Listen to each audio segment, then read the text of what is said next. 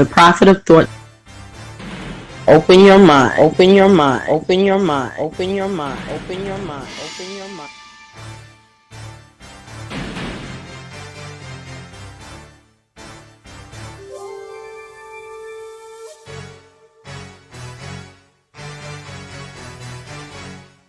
Open your mind, open your mind, open your mind, open your mind, open your mind, open your mind.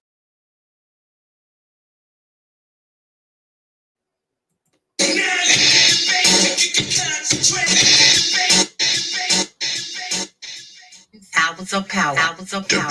Debates. Open your mind, your mind, your mind, your mind.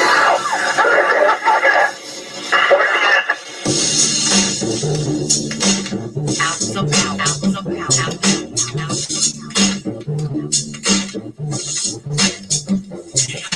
So, a community is where you control your beliefs, control your commerce, you control your education, you control your house. We don't control none of that. We live in a hood. Well, what about the Negroes that get out? Oh, well, my cousin, he's a multi-millionaire, almost got $1 million. Great PhD, working on 2 more. Driving down the street in Chicago in his Rolls Royce, enjoying himself. He hit his siren, look to the mirror, and his cop car flashing lights.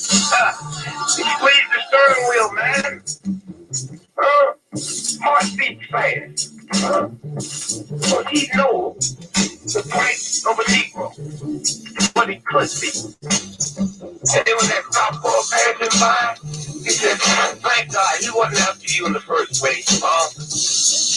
That Negro thing you can't get away from. It's universal. They wasn't coming after you. But all your failures, your road bars, what you didn't help you. That's the hood. Why do you think you never pick up the paper and trace over and over? See, white families now, you take the thousands of black cops in America. Why don't you see white families cry?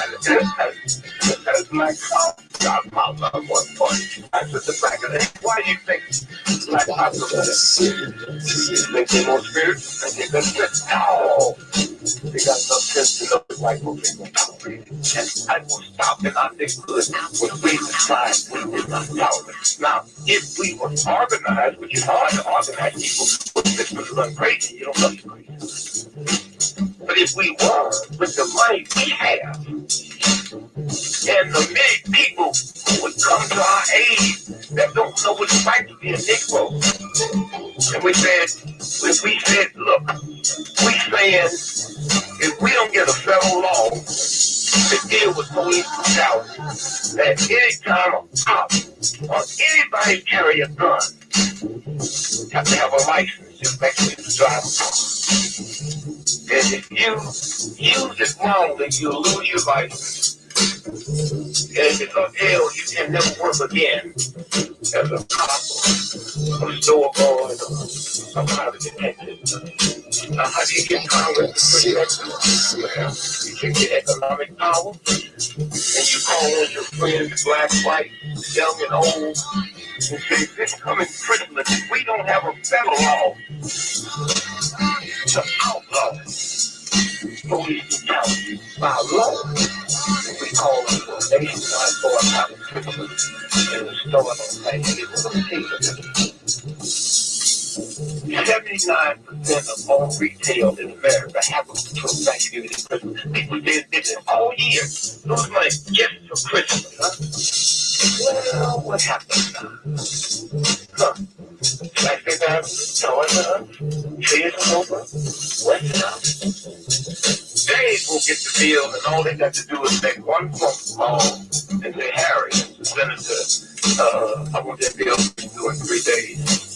Okay, it's economic. It's that simple. But we have the power with the system that wipes us out so that.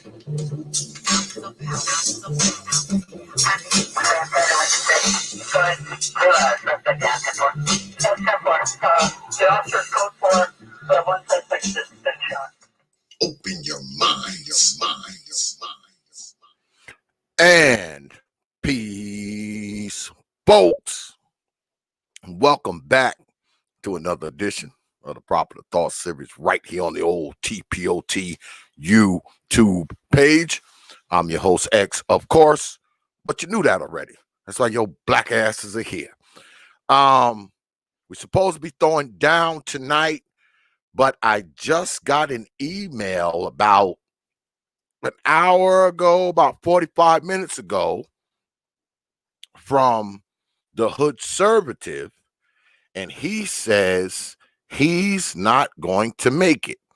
Now, y'all know we've had this happen here before on the T.P.O.T. YouTube page, and I will be discussing it later. But before we get started, y'all know I always start the show off with thanking you good folks for what you do. The way you support this channel, man, the way you watch this channel, share, subscribe, view, like, all that. And of course, when you drop your hard-earned pennies, nickels, dimes, quarters, and 50-cent pieces. Because you don't have to do it, but you choose to do so. You choose to do it. And man, for that, I'm just so thankful. I'm grateful to all you good folks out there. And of course, you good folks up in here. I know that the notoriety that this platform gets, the recognition that this platform gets, doesn't come from just me. I know it comes from you good folks who hang out in here and you good folks out there. So for that, as always, I'm humbled, I'm honored, I'm appreciative, and I'm thankful for all you good folks and everything that you do for the T.P.O.T. YouTube page, you know. All right. So, like I said, we were supposed to be throwing down, and I see what's good with it, Brother Mike V. I see Brother Mike V is here, but I got a email from the HOODSERVATIVE a little less than an hour ago, and he said he's not going to be able to make it, which is all right. I don't have a problem with that. I mean, shit comes up, shit happens. Your wife threw you out, your car broke down, you may have the COVID. I don't know. So I know shit happens in your life. But this is the thing. I mean, if you agree from here on in, and this is for everybody, this goes for everybody. If you agree to a debate, all right, especially if you agree to it days ahead of time, and you write me in like an hour before or 30 minutes before, you lose by default, man. I'm sorry. You lose by default. You lose. Because if you're not going to come, at least give a brother 3 hours or so, 4 hours or so, because see, I can finagle some shit and make something else happen. If you write me 30 minutes before the debate, 45 minutes before the debate, man, you're not giving me much time to work with. You're not.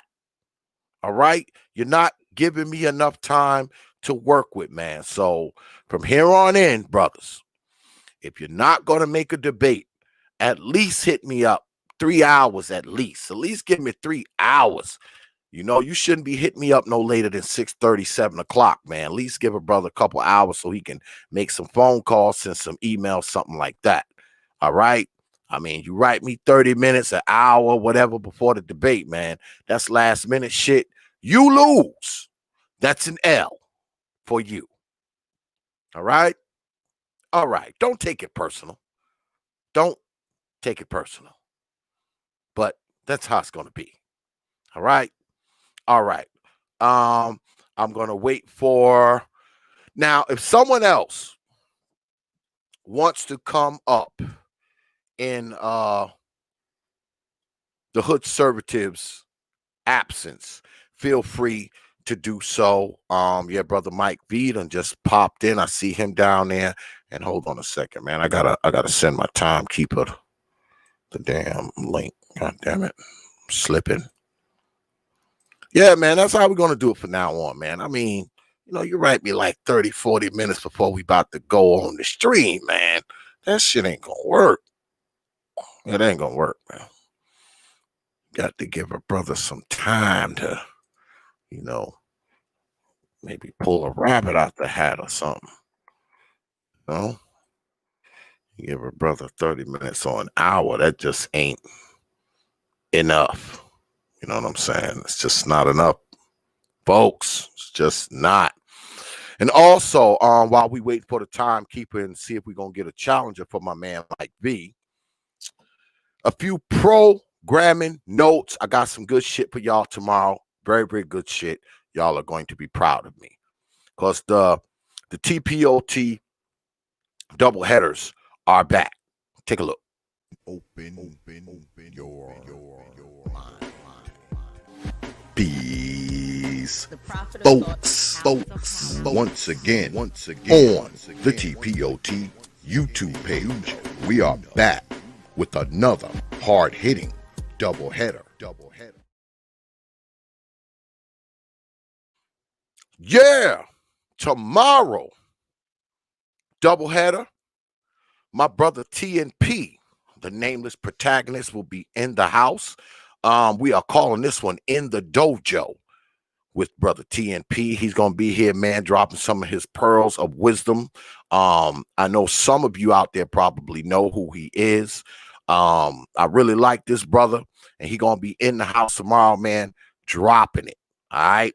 So we're going to have an early show at like 8 p.m. So hopefully I can get my black ass back here in time to start it. But we're going to have an early show, 8 p.m. tomorrow. All right.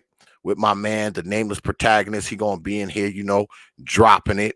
And also for the main event, that's just the opening act, because we're going to go off and take a break. But when we come back, it's the main event, because we have none other than Bernard Raleigh from the Grown Man Hour. He will be squaring off with these ladies here behind me from the breakdown, a woman's perspective. That's right. Grown Man Hour versus the woman's perspective will be here. The breakdown, a woman's perspective, will be here tomorrow night, 9:30 p.m. Eastern Time. Our first co-ed debate. The first one ever on the T.P.O.T. YouTube page. So make sure you have your black behinds here tomorrow, 9:30 p.m. Eastern Time. Bernard Raleigh from the Grown Man Hour will be squaring off with Lady George and Lady Concrete from the breakdown. So you don't want to miss that one. Nah, you don't. Now I know y'all say to yourselves, damn, X, how do you arrange this shit? Now, I would tell y'all my secrets, but I would have to come to every single one of your houses and kill you. You know? All right, I see brother Mike V down here. Let's bring up my folks, man. Brother Mike V. Hey, what's going on, brother X? What's good with it, man? K.I.T., my brother. What's good with it, man? What's good, fellas? What's up, Mike V? How you doing, man? What's happening? Hey, peace to the panel, peace to the chat, man. Now, I'm going to see if you have another challenger, because, see, you won this debate by default, brother Mike V. You've already won. So I'm going to see if I can find someone who might want to step in the Hoodservative's absence, if that's all right with you, brother Mike V. Yeah, that works for me. If we don't find anybody by 10 o'clock, man, we can wrap it up. But I'm always open to chop it up as well. So oh, absolutely, man. You know, you always welcome here. Because that debate, the one that didn't happen, you've already won that one. So that's one over. So this will be your second debate tonight. This will be debate number 2 for you, because you've already won the first one. So if anybody out there wishes to square off with brother Mike V, make yourself known, and you can step into the digital squared circle and do your thing. But so what's good with it, Mike V? Anyway, what's good with it, man? Oh, I'm chilling, man. Just doing a lot of the work offline, man. Social justice work, man. Working to free our people and advance our people as well. Okay, as usual. Brother KIT, what's good with it, man? And just hanging in now, brother X, trying to survive. You know what I'm saying? Trying to survive. I'm hoping that you brothers are going to be here tomorrow, because tomorrow we got the first co-ed debate on the T.P.O.T YouTube page. The breakdown will be squaring off of my man Bernard Riley, and I think that's going to be a good one, man. Don't miss it, folks. It's going to be a good one. It is. So, is there anybody in that damn chat that wants to square off with Brother Mike V? Is there anyone? Is there anyone who wants to step in the ring with Brother Mike V? Anyone? No one? No one? Jack Nickelback said he would, but he just got off of work. What the hell that got to do with it, Jack?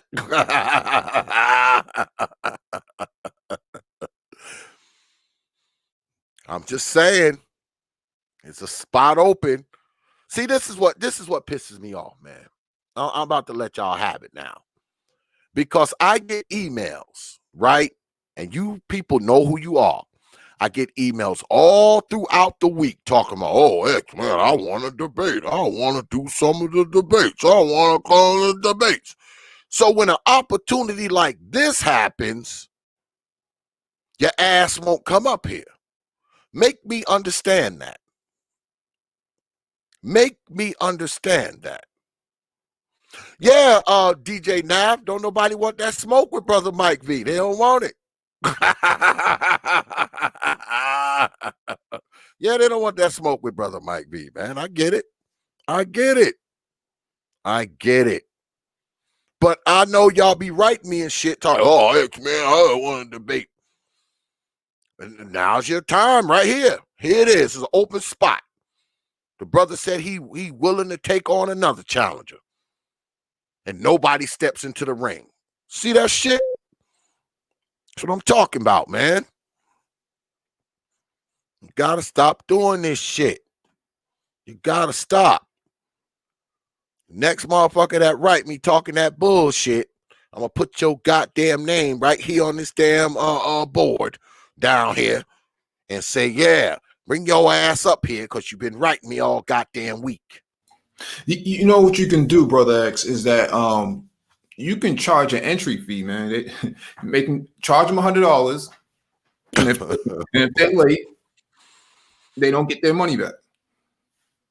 Yeah, I've been thinking, oh shit, I see Trey the NBD is here. Trey the NBD is in the house. Mike V over here now, nothing to say on my well, he's here. He's here, Brother Trey. He's here. I came to Brother Trey's channel, and I didn't want to disturb the peace, so I let them have their space, conservative values and whatnot. It's one of those things. I think that debate should be handled here in a professional setting. So, oh, there it is, Trey. What you gonna do, man? Come on up. Should I be mailing you the link or no? Tell me something. Should I be mailing you the link, Brother Trey? It's interesting that neo-black conservatives, and I don't want to start a debate or anything like that right now, but I'm just making a point. Neo-black male conservatives, and I don't have too much of a problem with black women being conservative, but I have a problem with neo-black male conservatives. They only have a Rolodex of a few points they want to talk about, and when they cannot use those talking points, then they kind of run away. And so this is where we are right now. Salute to everyone in the chat who's saying salute. This is where we are. They either no call, no show, or they pull up. So I pulled up on Trey the MBD. Good brother.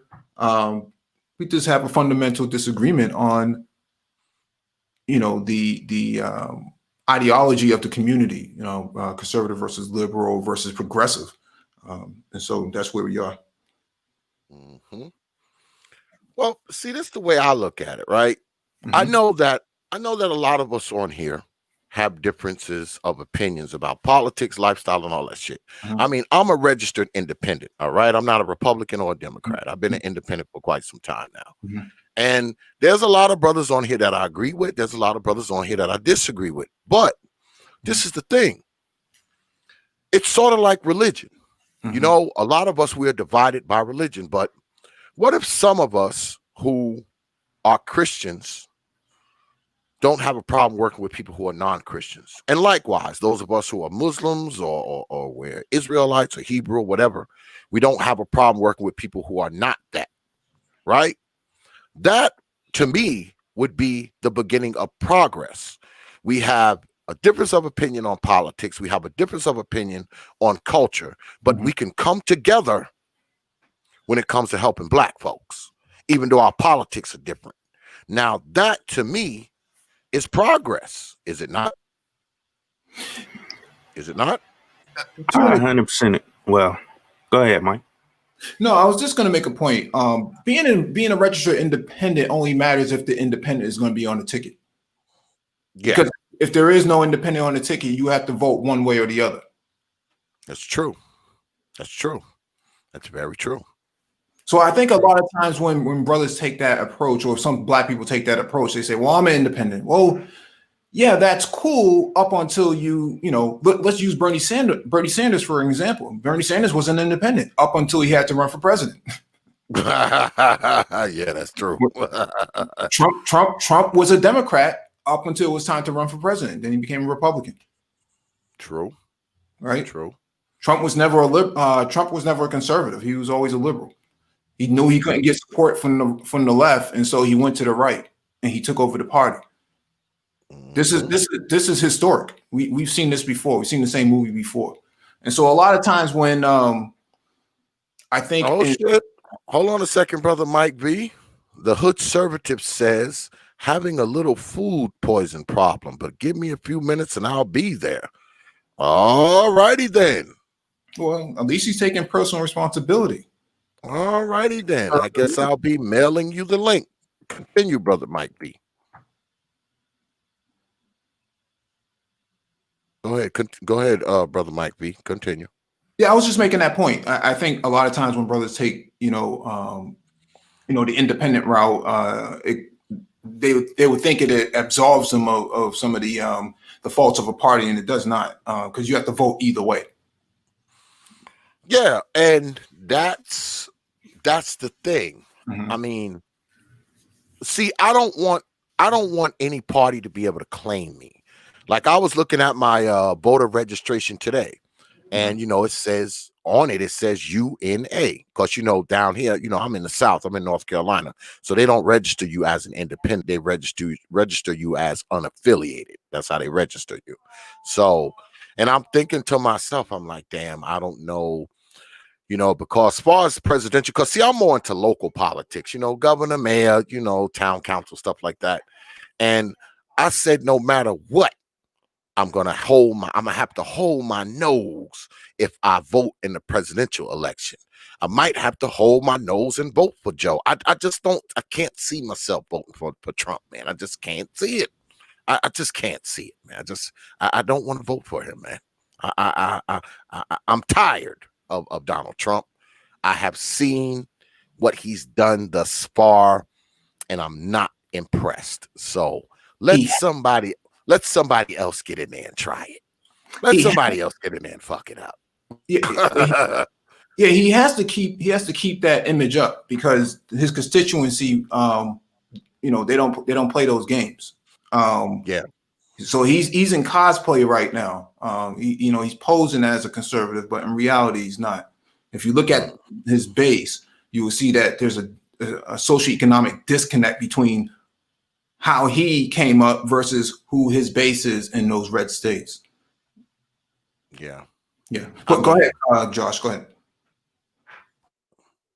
Go ahead, brother. Nah, you good. Y'all go ahead, man. Y'all keep going. My wife brought my food, man. So y'all go. Okay. I wanted to because see, I was hoping that the Democrats ran somebody other than Joe Biden, someone who would impress me, and I'll be like, hey, look, this guy may stand a chance. I didn't want them to run Joe Biden. I really didn't, man. I mean, that, if I had my choice of somebody to run against Trump, it wouldn't have been Joe.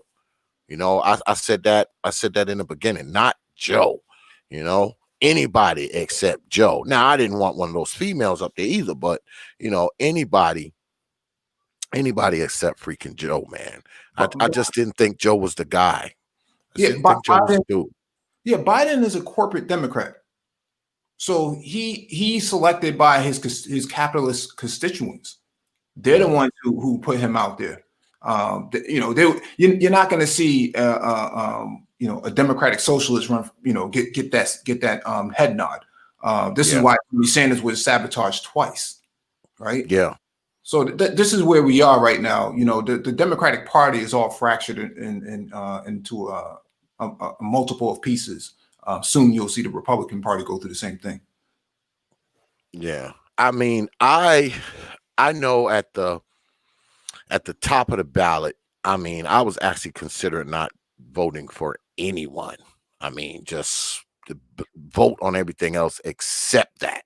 Except the presidential freaking running, man, because I'm not too impressed with either guy, to be honest. I'm not too impressed with either one of them, man. I'm not. Trump or Joe. I'm not. Just not.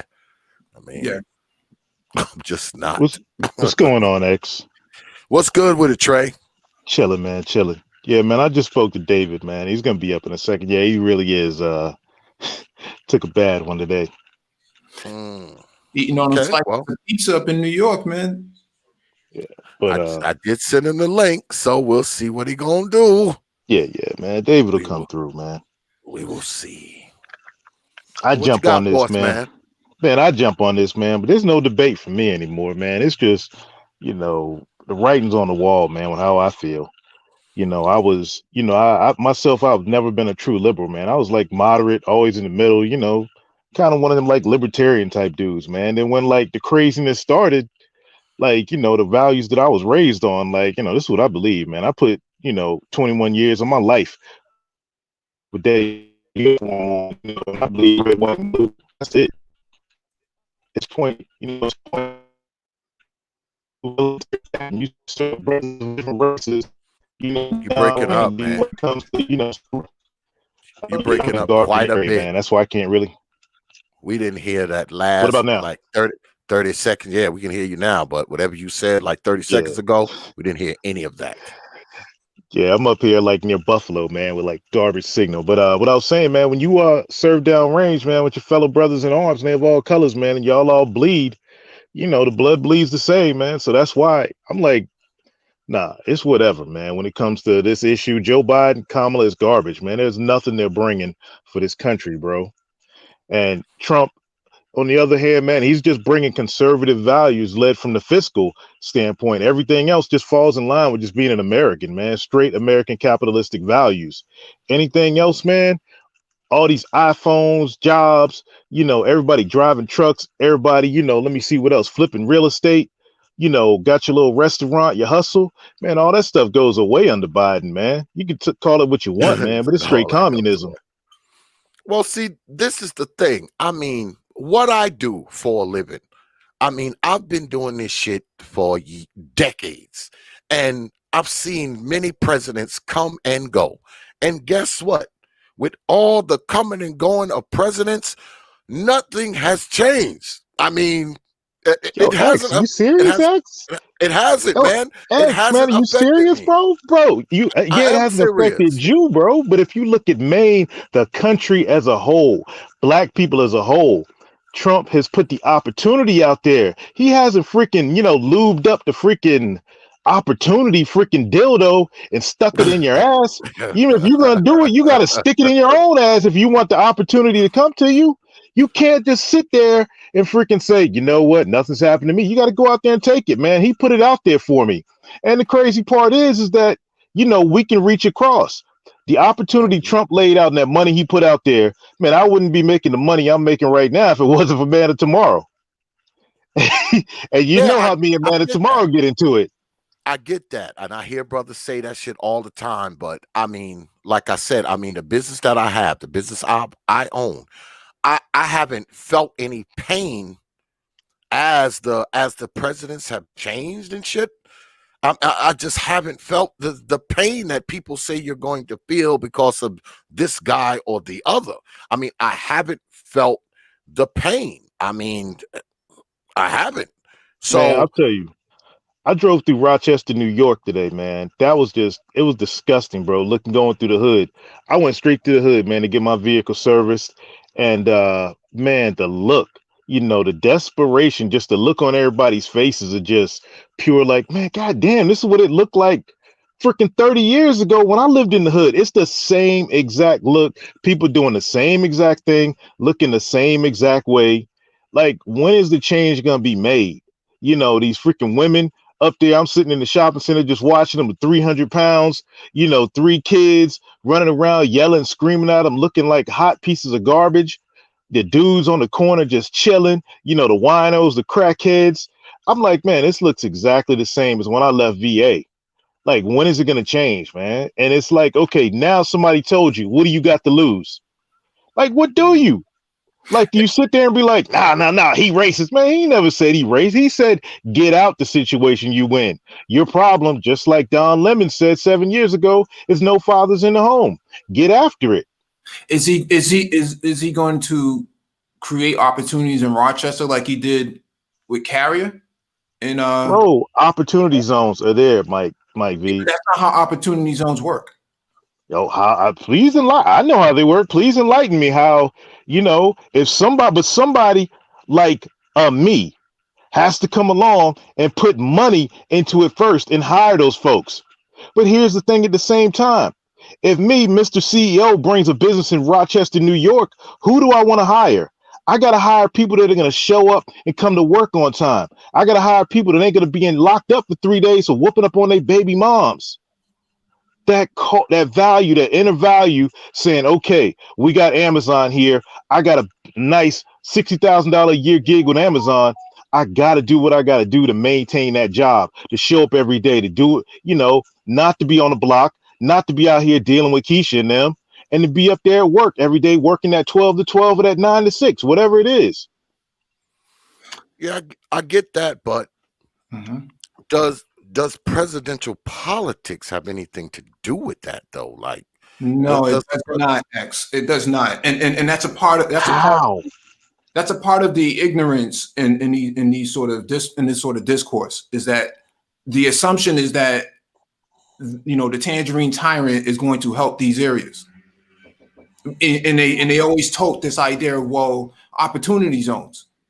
But if you look at the BLS, the Bureau of Labor Statistics, and the other agencies of the government's websites, you'll see most of the poverty is in the red states. Most of it. Mike, that ain't got nothing to do with black folk, man. The poverty in the red states for black people in places like Louisville, places like Selma, Alabama, that's red states right there. Louisville, Selma, Alabama, 2 examples right there. Bro, I was just in both cities. I just left Louisville, just went through Selma, Alabama, bro. I traveled over the road, and they look the same exact way as Rochester. No, what I'm referring to is that the idea that you can create, you can rebuild these areas through opportunity zones is a misnomer. We know that Trump signed off on personal responsibility. No, because it has nothing to do with personal responsibility. Area affected white people.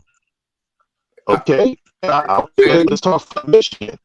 People in Flint, Michigan decided they wanted to come to work. So guess what? They're not going to put factories in Detroit. They're not going to build, the Corvette in Detroit. They're building Boeing Where people gonna come to work. We didn't hear none of.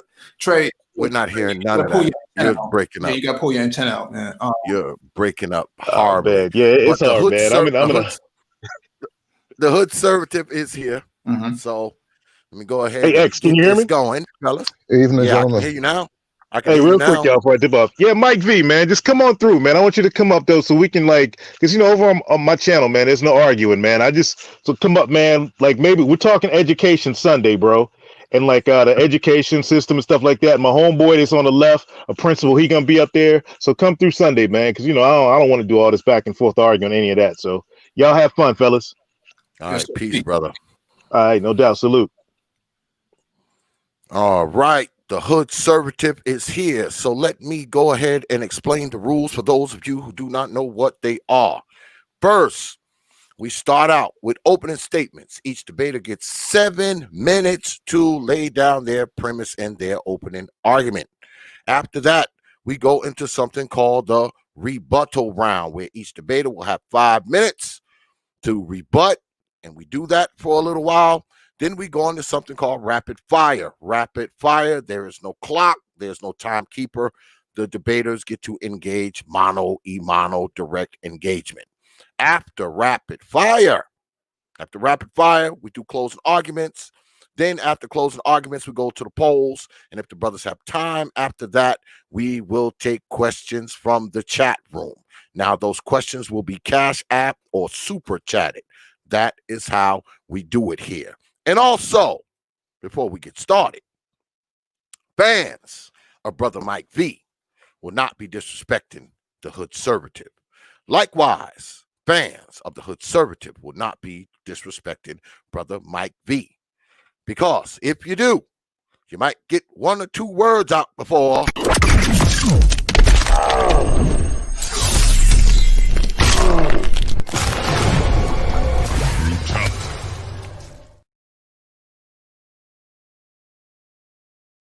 Yeah, that's how we do it here.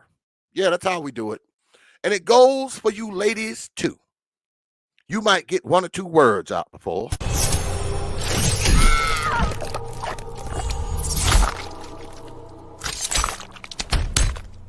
Fatality.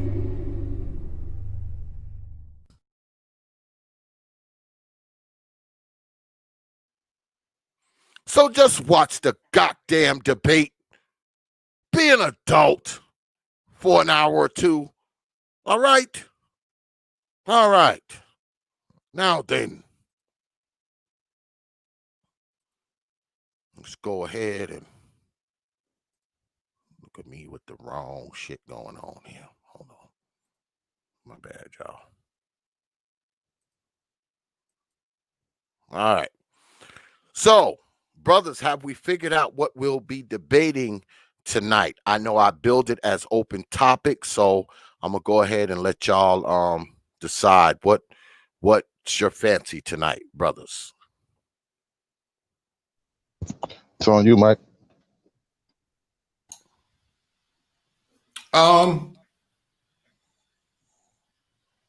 We could talk about conservative versus progressive. I was hoping you'd say that. All right. Who's going That's first? cool. All right. Who wants to go first, or do we flip a virtual coin? Because we usually go affirmative, negative, and negative goes first. So I don't think Well, there's either no one real of you. affirmative or negative position here. It's 2 different Exactly. issues. So y'all want to flip a coin, bro? flip a virtual coin. All right. How about we flip a real coin? All right. Well, I'll call heads. Call heads. All right. Let me go ahead and so everybody can see it, so they don't think X cheated.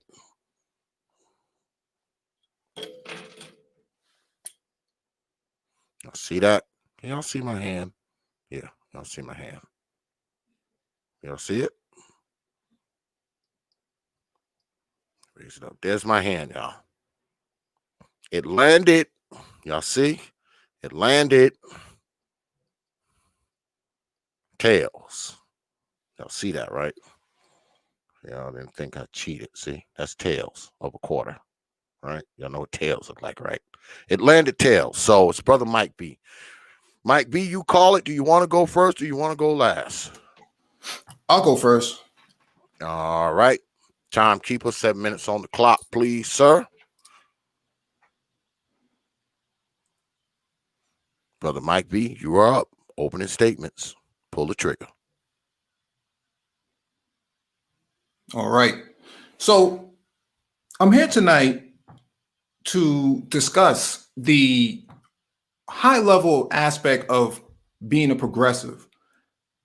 Being a Black progressive means that we're speaking from a position about political advancement, social advancement, economic advancement. We're talking about leveraging the largest institutions to get ourselves to the next level. And that next level means going from 0 to 1 to 1 to 2 to 3 to 4 in steps. When we talk about being a Black progressive, we can look at modern progressives right now, such as Mike Tubbs, who's the mayor of Stockton, California, other progressives like Deval Patrick, or even Robert F. Smith, who did amazing work working to pay off the student loans of those coming out of Morehouse. And so this progressive type of work is all about advancement, collective advancement, leveraging the larger institutions. What happens in these sort of discussions is that there's a misunderstanding of what progressives actually do. And so we can go back through history, we can look at A. Philip Randolph, who's one of the biggest progressives in our time. What he did with the Pullman Brotherhood in the 1930s was instrumental to advancing integration in the U.S. military in the 1940s. And so when we look at our history, when we look at Black people's position in society, in Western society, we have to really understand that being conservative doesn't really have a place. Because when you ask the conservatives, or Black conservatives for that matter, when was it ever a good time to be a conservative, they never really respond. And that's because being conservative is just cultural. It's never political or policy based. Being a progressive means that we're looking at policy to advance us. So things such as UBI, blockchain, fourth industrialization, these are areas that would help advance the Black community into a position that has never been seen before. If we go back in time and we look at Black people coming out of slavery, we had high literacy rates coming out of slavery, even higher than those of their white counterparts. We look at industrialization. Black people were very instrumental in industrialization. So when we talk about conservative values, that's all it can really stop at. It's a talking point for values. It never really goes into policy. In this sort of social space, a lot of Black males will say that they're conservatives, but their conservative values only goes back to 2016. For me, being a progressive goes back much further than that. And when we talk about being progressive, there's a lot more nuance involved in this, and it has nothing to do with rainbow flags, as they like to accuse. And so what I represent here is a position where Black people can actually leverage their local and federal institutions to get more progress. Many white people on the conservative side have received lots of help from their local, state, and federal agencies and institutions to advance themselves. There was no such thing as a bootstrap for those white conservatives. Those who have received funds from the stimulus checks that came out over the summer, they're not sending those checks back. Why should Black people send those checks back? It's just due. We know that businesses, 95% of the businesses, according to CNBC Money, that failed during COVID did not get support from local institutions. We have to make local institutions work on our behalf. And with that being said, I will yield the rest of my time to my opponent. All right. Do you want that extra time, Brother David? Brother David? No, just give me the standard time. All right. You heard him, timekeeper. 7 minutes on the clock. Please, sir. Hoodservative, you are up. Pull the trigger, sir.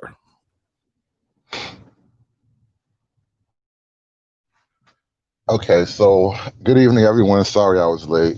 Having some issues here, but we'll suffer through it. Now, as far as progressivism goes, what progressives don't want to tell Black men is that feminism is the core of progressivism. As for all the gains that they can claim that progressivism has it scored, especially for Black community, I think everyone in the manosphere knows when they say Black community, they're talking about the baby mamas and the kids. They're not talking about you. There's a very few progressive gains that Black men are wholly benefiting from. And I would argue because so much progressivism is in fact baked into the laws, whether it's the kind of certain feminist policies on hiring and school placement, or whether it's just in California recently, they passed a bill. The nerve of these motherfuckers, they passed a bill saying that you have to have 50% women on your corporate board. Otherwise, you don't get to run a business. All right. So when Trey up there a few minutes ago was talking about, if you like your money, you can kiss it goodbye. They're signaling to you right away that they don't want to pay. I mean, they don't want to let you have money. They don't want you to freaking choose for yourself. Look, you're not even allowed to pick whether or not you want to wear a face mask all day. You know, you heard Joe Biden say that when he's president, they're going to make you wear a mask. They're going to make masks. They're going to mandate masks. OK, I mean, why don't they just mandate you wearing dirty drawers on your face while they're at it? You know what I mean? Why don't they mandate you get a nice MS-13 face tattoo? You know, that'll stop the COVID. COVID is scared to death of MS-13. But, you know, this is what it is to be a progressive. You come up with solutions for problems that aren't quite problems. All right. What's the progressive solution for all the little kids getting killed in Chicago? What's the progressive solution for all these fucking women who think they can have babies, but I really don't need a man except for when the bills are due and he got to pay because it's his baby now. You know what I'm saying? This is progressivism. All right. That WAP video, that was progressivism on steroids. All right. Somebody dropped the span. You know what I mean? Like, come on, what are we talking about here? Progress to what? Look around. Look at our communities. Look at our kids. Look at our little gay sons and daughters. Look at our fat women. This is fucking progressivism. All right. Progressivism, by its very doctrine, says that you must rely on the government to solve your personal problems. OK, so when a Black woman gets on TV and says she's fat because of Trump presidency, that's progressivism. She's blaming the government for all the ho-hos and ding-dongs in her stomach. That's what progressivism teaches women, and you're not responsible because ultimately the government has to do everything for you. And then too, let's talk about abortion, because, you know, progressives, they claim to care about the community, but how do you care about the community if you're pro sucking a baby out of a vagina? You can't care if you support that. I will not accept that. You can say what you want. I'm not going to slander you for it, but I call bullshit when a person says that abortion is good and it also is a good thing for the Black community. And just to be clear, Mike, you have not said that, and I'm not accusing you of saying that, but that is the progressive line. Okay, these motherfuckers don't actually care about the outcomes of their little fucking policies and plans, just so long as their little weirdo people get in office. Okay, look at all the progressives in office right now. You got a bunch of moist-looking Black dudes and officially moist Black people of varying genders and expressions, let's call it. But seriously, what good done for the Black community? I mean, if you really think about it, ever since the revolutionary movement with the Panthers and all that, Black people have been nose deep in progressivism, and we've been working hand in hand with our government to establish more progressive policies. Have things gotten better over the last 60 years as far as our structure, our social structure, our community structure, our family structure, our economic structure? And as you know, a lot of the guys on the left like to say, you know, we don't have collective wealth. Well, the Black community has been in the grip of progressivism ever since the Revolutionary era. You failed. That's why we don't have collective wealth, because you're fucking failures. Your ideas are failures. And a horrible thing about these ideas is a lot of times, which one of you guys, which one of my recent opponents has actually been the children of wealthy people? All right, you pulled your fucking self up by the bootstrap. As much as you don't want to admit it, and much as maybe you feel ashamed of it because it goes against your progressive religion, but you a bootstrap nigga, bro. If your parents ain't rich, you a bootstrap nigga. And I'll concede my 217. All right. So I guess we're going to go ahead and put 5 minutes on the clock, timekeeper, and get into the rebuttal round. 5 minutes on the clock. Brother Mike V, you are up, sir. Pull the trigger. Yes. So my opponent says progressivism hasn't helped blacks in Chicago being killed. See, Chicago is a very nuanced and very complicated city, a city that has been rife with corruption since its inception. So it's no wonder that Chicago has a lot of issues, because it stops from the top down. Now, when you talk about being progressive and using progressiveness to, or progressive tactics to actually solve issues, we have to understand that you cannot solve that issues, the immediate issues that are impacting Black people in Chicago go much deeper than just a few lines or strokes on a piece of paper. And so Chicago has to be examined, you know, from a very a microscopic approach. So I won't try to solve that issue here. Now, the issue that has been brought up about, you know, what has progressivism really done for Black people in terms of obesity? Well, we know that the food consumption and food security and food sovereignty played a significant role in the weight gain of those people in those communities because of food deserts. Not having organic and nutritious sort of food selection, and having long travels to supermarkets, anything that's more than a mile or a mile and a half walking wise is considered to be a desert.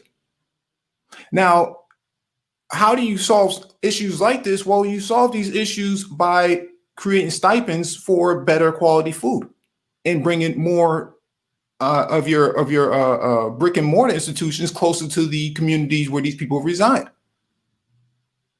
That's a progressive solution. We could talk about, you know, the job situation. Well, you create jobs by creating access to capital. Black people, for all intents and purposes, don't have access to capital. You can look at the institutions in most of these communities and see that the predatory institutions that are there because the government policies have robbed a lot of these people. And this is starting with the conservatives. The conservatives created policies that rob Black people for most of their life. We can look at the FHA loans, redlining not just based on the largest staple asset, but also financial. Banks would not hold accounts for Black people, and when they did, they allowed those banks to be rob them of their wealth. And so that's why you have Western Unions and Checks Cash and other predatory institutions in your neighborhoods. We need more Black banks. The lack of more Black banks is due to the fact that most of them had to close up because of most of the policies that were written in the pre-1965. Now, I have a minute and 30 seconds left. One last point that I'll make is that we can solve these issues from a progressive standpoint by creating public banking in most predominantly Black areas. What public banking would do, it would actually allow Black people to have bottom up democracy. See, when you have a public bank, it gives people the power to actually have collective bargaining at the table. If you put your money into a private bank, you don't have a say in what goes on in there. What a public bank will do will actually give you the opposite. It'll actually give you more leverage. So that means that the city services that would be funded by the public bank would have to go through the constituents, which are the people who put their money into that institution. And so public banking would actually solve a lot of issues. Access to capital would actually solve a lot of these issues. These are very basic progressive tactics that actually are being used every single day in this country. I see my time. All right. Timekeeper, let me get 5 minutes on the clock, please, sir. HOODSERVATIVE, you are up, sir. Pull the trigger. Okay, I think I might be driving through a bad area in a minute, so forgive me if I break up. Can we all have a moment of silence? Because my man over here just used a hell of a phrase. What is food sovereignty? Like, are we looking for the potato chip king or something? How the fuck do you achieve food sovereignty? You have to put a crown over your french fries? Like, this is like, dude, they're fat because they get free food from the government. There's no two ways about it. And then normally, if you watch like a movie of some guy stranded in a desert, he's like starving and he's dying of thirst. He's like down to his last drop of sweat. And that's how deserts work. So to call a place where fat chicks roam freely like freaking wild buffaloes a desert, buffalo don't like desert, bro. You'll never see a buffalo in a desert. So I reject the whole notion of food deserts. And this is why I take issue. And this is why I tend to troll the progressive argument, because ultimately it's based on ridiculousness. You mean to tell me that a grown-up has no freaking choice over whether their mouth opens and closes to receive food? That is a government responsibility for a grown-up, a grown woman, mind you, because, you know, we got equality and shit now. They equal in the motherfucker, so they're so equal, but they need the government's help to stop them from eating food. And I do say they because it's more on the women's side. Yeah, I'll put it out there, fuck it. But that being said, how is it like helping them to just give them more money? And then same thing with the banks. How is the progressive solution to banking also UBI? You know what I mean? Yeah, we're going to come up with a bank so you can save your money securely. And you know what? While we're at it, we're going to give you some money too. Like, this is not economics. This is socialism, okay? There is no such thing as free money. You're taking something from someone else anytime you engage in what they call free money. You just are hidden from the cost. That's the reality of, like, the entitlement programs in America. And because of the way the progressive ideology has structured our government systems over the last 40 years now, what you get is a lot of people who are dependent on not only the government directly, but they're dependent on the government for inspiration. And this is what's happened to the Black community. This is a lot of what's happened to Black men being sort of trapped in not just the whole single mother household thing, but this entire culture where, you know, a guy who's a little too conservative is to be pushed down and chased out of the community. That has a negative effect on the collective wealth of our Black community. And then, you know, the women especially get mad when those same guys say, I don't want to mess with an angry, overweight Black woman. Maybe I'll just, or Marissa, or I'll even get me a May. Because you know what? Even though they all look a little different and they may not be my taste initially, they like me as much as I like them, and they act like it. And that's been the history of what you get out of this progressive thing, especially with the women. You know, it's hard enough to have a bunch of men, you know, spitting ideas about how everything needs to be free, right? But when you have women who are now trained after the last, 40 years to receive everything free, they are firmly implanted in the I don't need no manosphere. And frankly, I thought this was the manosphere. I thought we were discussing issues amongst Black men, women, and the community at large. How do we solve that issue in a progressive way? By giving them more money?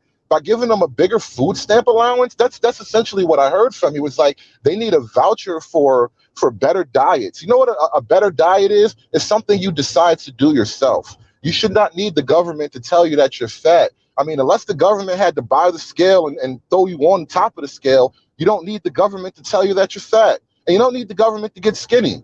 And you know, speaking of skinny, right? How come most of the chicks that you see like working out all the time, are they suffering from food deserts too? Because a lot of them live in or near the hoods. You know what I'm saying? Like New York City is a kind of mixed place, so you can have a nice block and then the projects right up the block. We all go to the same store. How come all the fucking other chicks are not so fat? You know what I mean? Like this progressive shit is poison. It's poisonous, and it's ruining. Not only is ruining individual Black life, it is ruining the relationships between Black men and women, and also Black men and their children.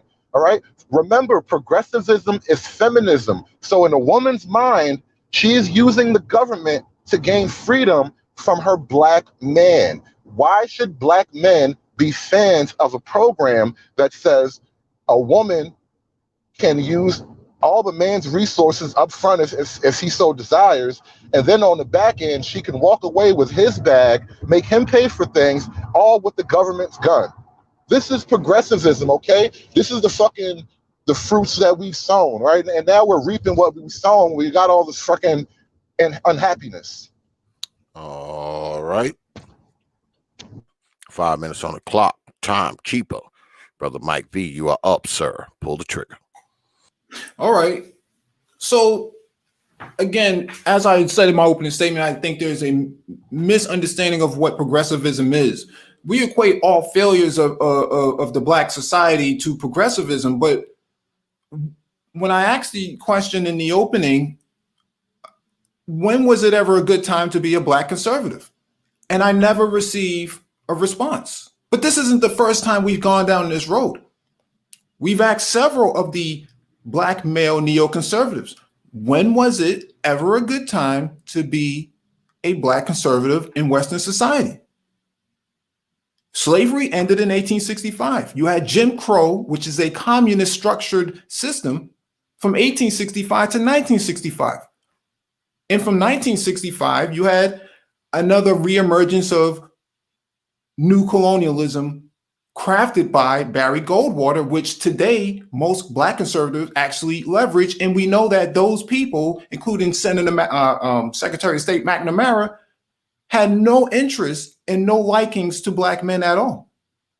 And so the talking points that are being regurgitated by Black conservatives were crafted by their white counterparts who have a disdain for them. And so a lot of these thought processes are not originated by Black men. They're originated by their white male counterparts who have no interest in being in lockstep with them. And so when we have these conversations, these debates about the impact of progressivism, and we say feminism this and culturalism that, we never go back and say, let's examine the conservative perspective. What policies came out of the Black conservative movement to actually advance Black people from the conditions that they're in previously and currently? You never get a response. It's always about cultural warfare. That's because Black conservatives, neo-Black male conservatives, really don't have a talking point. They never talk. They always point to two things: LGBTQ, 1, and 2, BLM. But they never talk about the white terrorists on the conservative side who took a lot of the housing, the main staple to wealth building, from Black people. A lot of Black people who live in the North came from the South. What were they running from? They were running from terrorism. But you never hear the Black conservatives talk about that. So what they do is they point the finger at BLM and say, they're going to take your house, they're burning things down. Let's have a police investigation first before we start pointing fingers. We know that the white conservatives took the asset building staples from black people. We know that. But the black conservatives never want to focus on that. They just want to focus on what they consider to be progressivism, even though I named several black progressives who are doing major things in 2020 and have been doing it for the last few years. In fact, since the Tangerine Tyrant came into office. You have Mayor Lumumba in Mississippi, who's radically changing Mississippi right now. You have Mayor Mike Tubbs out in Stockton, California, doing great things. In fact, President Trump contacted Mike Tubbs to figure out how to implement UBI on a mass scale. This was before the summer. You have, brothers like DeVault Patrick, former governor of Massachusetts, friend of Obama. You have, again, you have Robert F. Smith. A lot of his platforms, very progressive, but they never seem to focus on that. They always seem to focus on what they consider to be the negative. And it has nothing to do with progressivism. So with that being said, I will cede my time. All right. 5 minutes on the clock. This is going to be, we're going to go, because we started with Brother Mike V. We're going to go back. We're going to go back to the Hood Service, to the HOODSERVATIVE. Then we're going to do one more round. Then we go into rapid fire. So HOODSERVATIVE, you up, pull the trigger, man. Yeah, so that was a very subtle, clever defense of the Black Lives Matter organization. I mean, all of I find it funny on the progressive side when one of these unscrupulous guys like Jacob Blake gets shot by the cops. No one wants to wait for a investigation to determine facts and stuff, right? But when it comes to BLM burning down people's houses and stuff like that, which is damn near caught on the news. No, it's not on the news. The news doesn't talk about it, but it's pretty much all over the internet if you know where to look. Now we're supposed to keep cool heads and have an investigation, and hopefully justice will prevail. I find that a very dangerous thing to start defending a group like BLM, particularly if you're a black man. As far as I'm concerned, BLM is my ideological opponent. I have no love for BLM. I give them no quarter. If something bad happens to one of them while they're out there on one of their BLM missions, you will never hear me be like, oh, well, maybe we should wait. I'm going to keep my mouth shut. I might laugh, I'm saying? I'm going to enjoy the moment, but I'm going to keep my mouth shut, and whatever happens, I hope justice does work. But I'm not going to say anything in their behalf because, fuck them. And then, again, see, this is the progressive model, right? Women cannot really do a lot of the things that men do. So what they've done is created a nice social system where the men can be essentially the muscle for the women who don't fucking love them. It's a brilliant trap as a black man. If you really, that's a lot of the elements going on in the black community, and you can't blame conservatism because the women can get whatever they need from the government to live without you. And as far as when was it a good time to be a conservative? I would probably say when black people founded the Republican Party. The majority of the people who founded that party were the blacks. You know what I'm saying? It's not like the party just fell out of a white man's asshole the way progressivism literally did. Let's not forget the true originator of these progressive ideas, Karl fucking Marx. You know what I mean? And it's ironic that they love to tag the conservatives with, kissing white people ass, and you just got that from the white man. Excuse me, but what ancient African wisdom does progressivism come from? You know what I'm saying? Like, is there some kind of African proverbs like there should be 1,000,000 trees for every tribe or some shit like that? No, you're fucking Marxists. You're worshipers of a fat white dude who's like evil Santa Claus. But you dare challenge the blackness of men who actually do right. That's the irony of ironies too. Progressivism is secretly at war with the good black man. Because honestly, if you're a decent, hardworking, capable, competent black man, you have very little use for government intervention and all of its wonders and all of its fucking overreaches, right? You don't really need the government to help you get to the next level for the most part if you're a black man. You know what I mean? It's like, no, I do what I got to do on my own. You see mostly women using the progressive artifice of government to step on the necks, heads, and eventually completely over the black men of the community. That's what progressivism has wrought. I will not let you get away with that shit. You know what I mean? 'Cause ultimately, for all the free lunches and all the government money that's been directed to black communities, supposedly, it doesn't help black men. You know what I mean? And frankly, anyone who's got like serious life experience knows if a person is like homeless people, generally there's a lot of other underlying issues about their situation, and it's not just a matter of money. A lot of times people have fucked up issues in their head, and the way they think about things is probably the biggest hindrance to their success in life.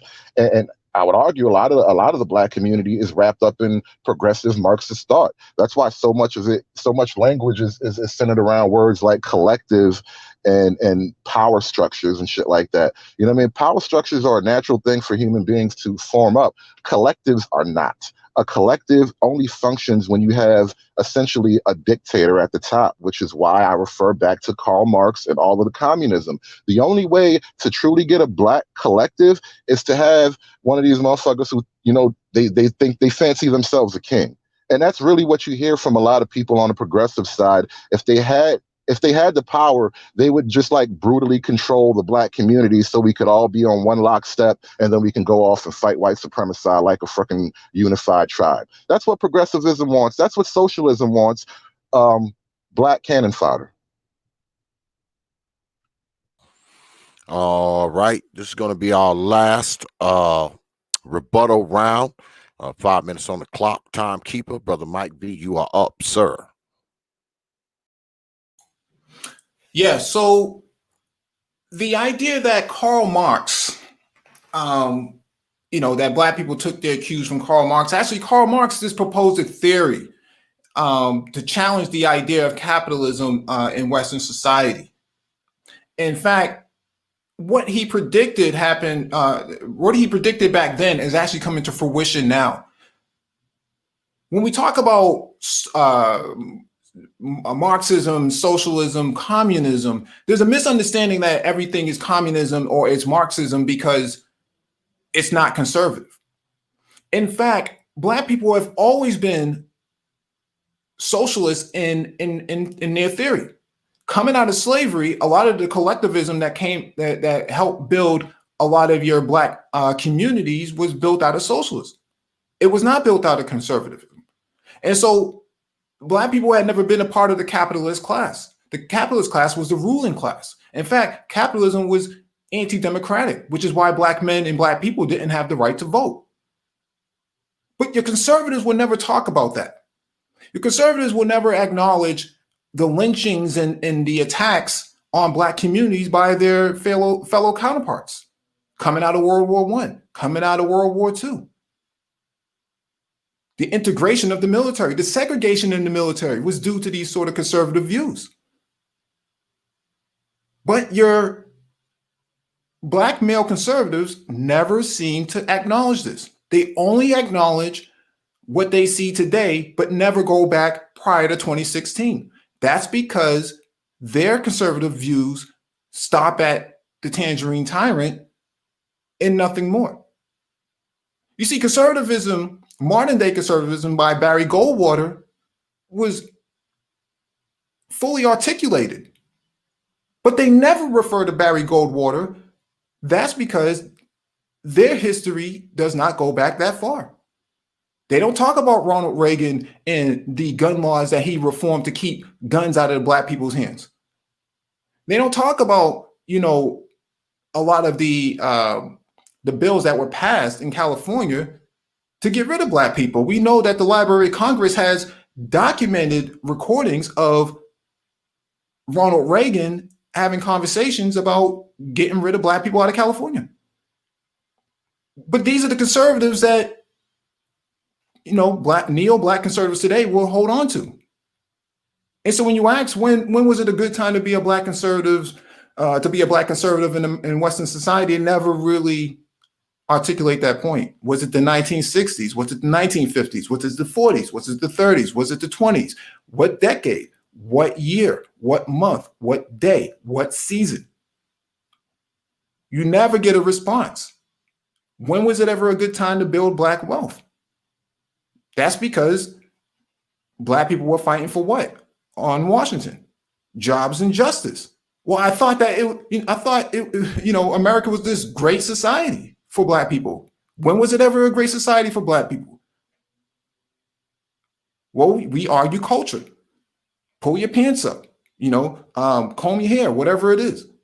Black people wore their Sunday best and they were still lynched in it. How do you explain that? None of those people went to jail. The bombing of the Birmingham church. Black conservatives never refer back to that. When was it ever a good time to be a black conservative? We will never know. And I'll see the rest of my time. All right. Do you want that extra minute and 8, Brother David? Yeah, sure. All right. Timekeeper, let me get 6:08 on the clock, please, sir. All right. Brother HOODSERVATIVE, you're up. Pull the trigger. There was a man named Anthony Johnson. He was captured. I forget his original name, obviously. He was captured in Africa. He was brought to America, and he was a slave on a plantation in South Carolina, I believe. Over time, he learned sufficient skills and I guess enough charisma to actually buy his freedom. I think he bought his wife too. And they started a farm and they bought some slaves. Most of them were white. Some of them were black.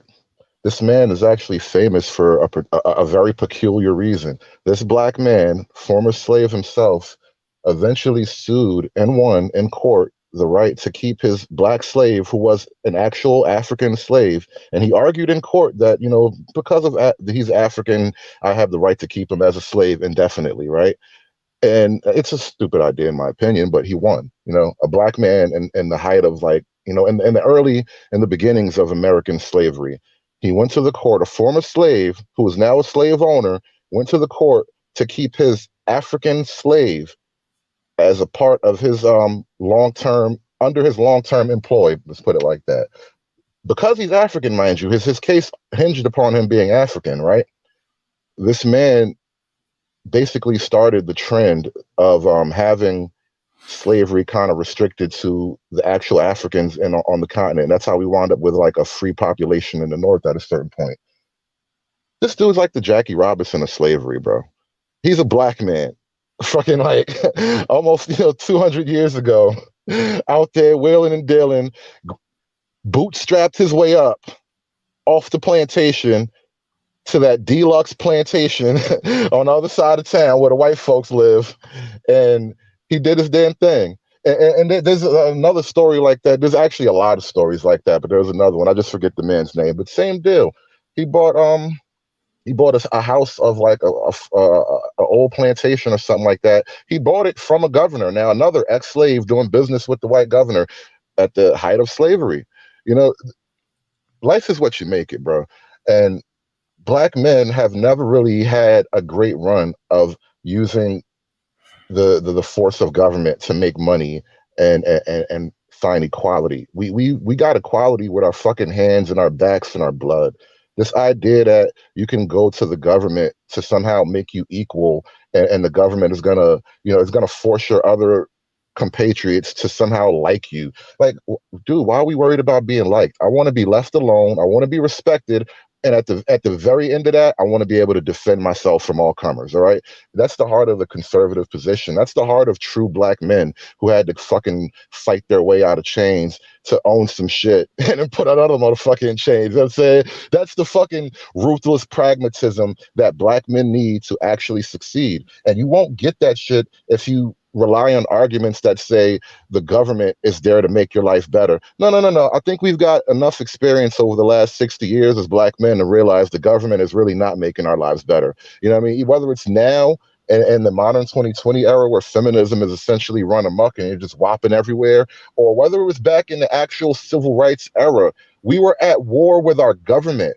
We did not want our government in our affairs. We wanted our government to be fair to us. That's all we were asking for. Now we push the needle to the point where we're essentially a nation of like wealthy beggars, bro. You know, the black population in America has almost more wealth than any black population in the world, I think. So like the idea that we need so much government intervention when we've had so much government intervention already, that's not the panacea. And as far as I could tell in history, the black men who broke the barriers, they didn't do it by begging. They did it by being good enough. They did it by being worthy of respect, even amongst your enemies. And that's what you lose with progressivism. Underneath all the calls for policy this and policy that, this is why the culture war is important to black men. And this is why black men need to actually embrace the culture war full on, because we've lost control of our culture as men.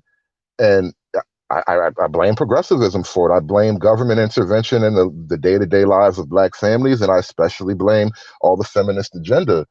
You can't disentangle these things if you're a black man really critically analyzing the situation. Progressivism has ruined our relationships. It's ruined our families. Black men, and especially, it's kind of taken the drive away from a lot of the community. Like, why would you actually focus on working hard and bettering yourself if the government is there to just make sure you have enough all the time? Like, that is literally the motivation of millions of years of human struggle to actually achieve things, because we had to do it. Once you remove that impetus of, I have to do it, I have to work, I have to succeed, I have to stay in the lines of respectable society, like I have to, stay in the boundaries. Like, once you remove all of these little social roadblocks to dysfunction, you just get dysfunction everywhere. And you know what? It's actually the WAP video. I keep bringing it up because it's actually deeper than the WAP video, because I think we were talking about this on another panel this morning, right? The women will let their kids watch and listen to that stuff. You know what I'm saying? Like, our culture is so far off the rails. I was listening to the breakdown today, have a conversation, are black women responsible for the effeminization of men? I'm like, well, yeah, because black women are feminists by default, and masculine men are the enemy of feminism. All right, that's going to end the rebuttal round. But before we go into rapid fire, I need you goddamn people to hit this goddamn like button down here. You see that button with the thumb like that? I need you to hit that button. At least the person who hit the dislike had enough energy to goddamn hit something. You're in here, you gotta like something about the goddamn show, even if you don't like my black ass. You gotta like Brother Mike V. If you don't like Brother Mike V, you gotta like the HOODSERVATIVE. If you don't like the HOODSERVATIVE, god damn it, you gotta like my timekeeper. So hit the goddamn like button, people. Thank you. It's not much to ask for you to hit the like button. And you need to do it now, because if you don't, I will haunt your old black ass mama in her dreams.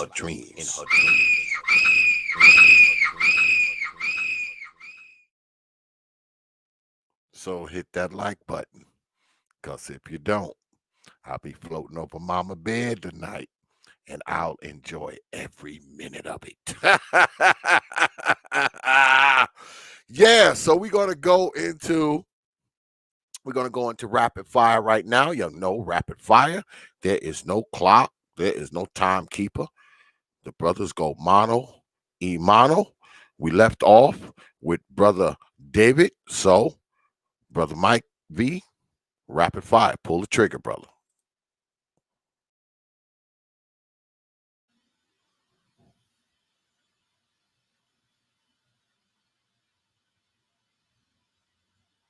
Can you hear me? Yep. Go ahead. You up. Rapid fire. All right. So from a progressive standpoint, I focus on an agenda, and focus on policy. So an agenda is policy for all intents and purposes, but here we're going to discuss an agenda. What is the agenda of the conservatives. The black conservative has not come up with an agenda as of yet. Everything's cultural. It's all about these traditional ideals, but those traditional ideals aren't really helping right now. We know that black people were traditional even, in the 20s, 30s, and 40s. So you got to explain to me, if black people were traditional back then, what stopped their progress? Yeah, I think HOODSERVATIVE is on mute right now. But if anybody in the chat would like to help him out, Okay, hello. Yeah, you good? So basically they were fighting evil. I don't know if you really read the books, but there was a lot of evil that they had to fight off. And as much as we like to revel in the misery of all the bad shit that happened to those black people back then, you know what? They were fucking fighters, all right? They weren't a bunch of bitches like, oh, the government needs to make sure I don't eat too much Twinkies. You know what I mean? Like, those weren't the men of back then. Those were the men like, look, give me my rifle and give me my vote. How did that work? It worked for us. We're living in the fruits of their fucking labor, okay? They bled so we could be here right now. Fuck you mean how'd that work? Don't you got like an iPhone or something? See, I don't have to Google things, right? See, if you know history... No, it's not about Googling. It's about we live in the best place ever, and they fought so we could have equal footing right now in the modern day. Who lives in the best place ever? We know that black men are suffering during COVID. Right? What has the tangerine tyrant really done? What are neo-black conservatives right now discussing an agenda to get out of this situation? We had 2 to 3. So now is COVID a part of white supremacy? We had 2 to 3 quarters of bad turnover. So that means that we're in a recession.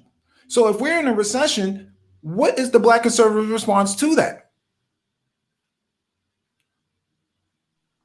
Well, basically, we're not going to forget that a lot of the closures and a lot of the policies implemented on the ground are actually directly controlled by the governors. A lot of these governors are Democrats, especially in the places where you can't go to work and you have to wear a mask walking out of your house and shit like that.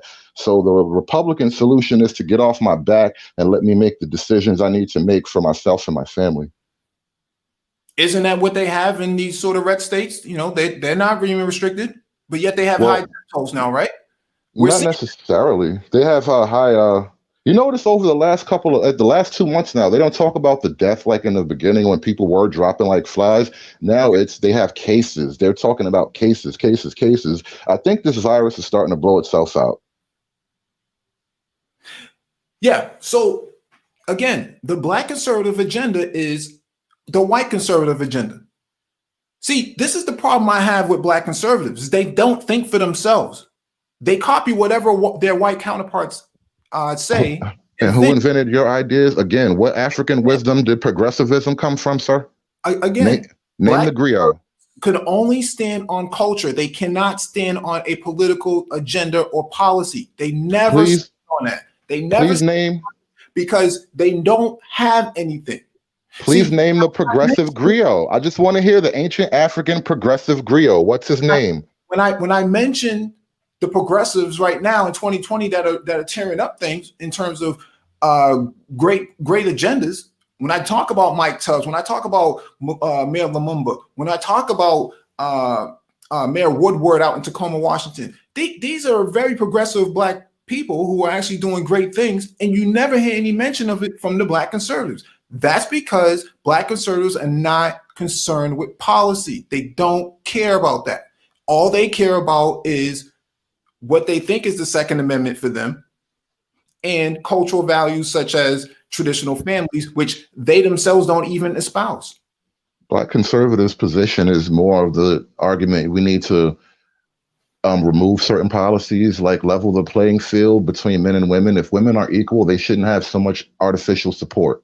Like, that's the kind of policy angle we're coming from, especially as conservatives coming out the black manosphere. Like, this would be a great move for the mass of black men to make. Like, we can come together with an actionable plan, a decent ask from our Republican and our conservative lawmakers.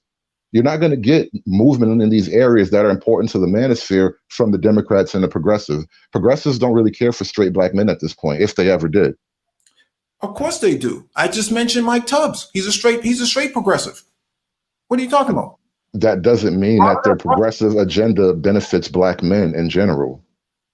That's the fault of the black conservatives who don't have an agenda. No, if your programs are bad, it's not my fault that I don't want your bad program. I don't need to have something to counteract your bad shit. I just don't accept your bad program.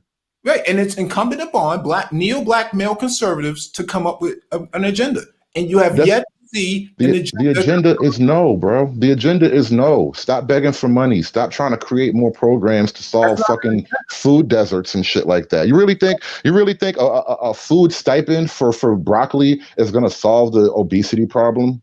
Come on, get real, man. That's not an agenda.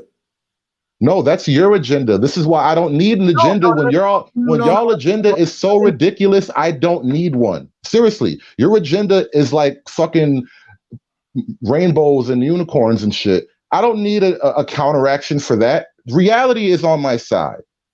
Right. So if you're not conservative about the collective of black men, then why are you here? I don't think in terms of a collective. Black men are individuals who deserve individual rights and protections.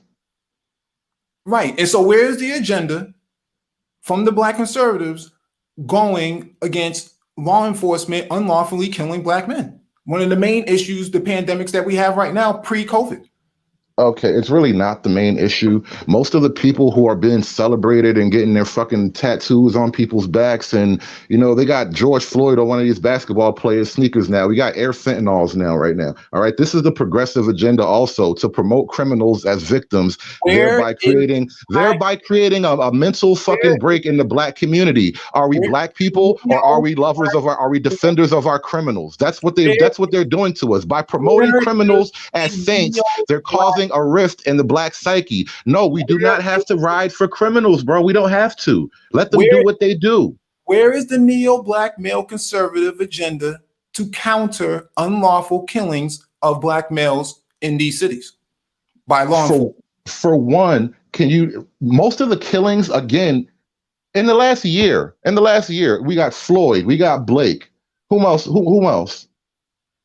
Because it's only been happening in the last couple of months now. This BLM shit only kicked off. And Rashad Brooks and Wendy's. You know what I'm saying? So we got the dope fiend who, I'm not that type of guy. I'm just not that type of guy. All right. He's our saint. And we got Jacob Blake, who's under investigation for sex assault on the woman he was at the resident he was shot at. He wasn't supposed to be there because that's the victim's place. Okay, he's already being investigated. He got a warrant, and now he wanted to resist because he thought he could get away. He got 7 bullets. He's our saint too. Progressivism. All right. Fucking Rashad Brooks and Wendy's. Rashad Brooks and Wendy's. Clearly drunk out of his mind. And he still managed to beat the shit out of cops and fired a taser at him. But he's our hero. He's our fucking martyr, right? Progressivism. And you dare say the culture don't matter. You fucking pissing on our culture.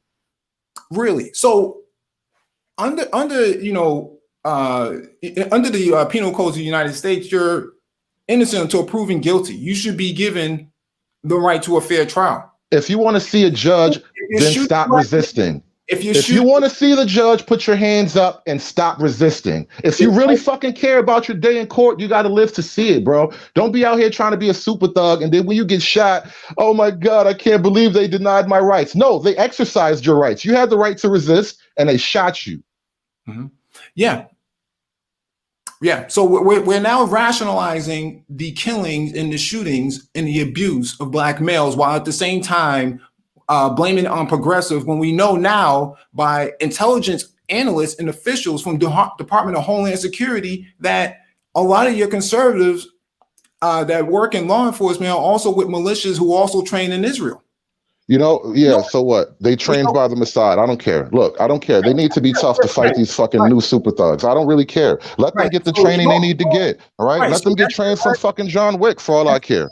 So that's the black male, the neo-black male. Dude, there are black men on the force everywhere. It's not the neo-black anything. Black people need that shit too.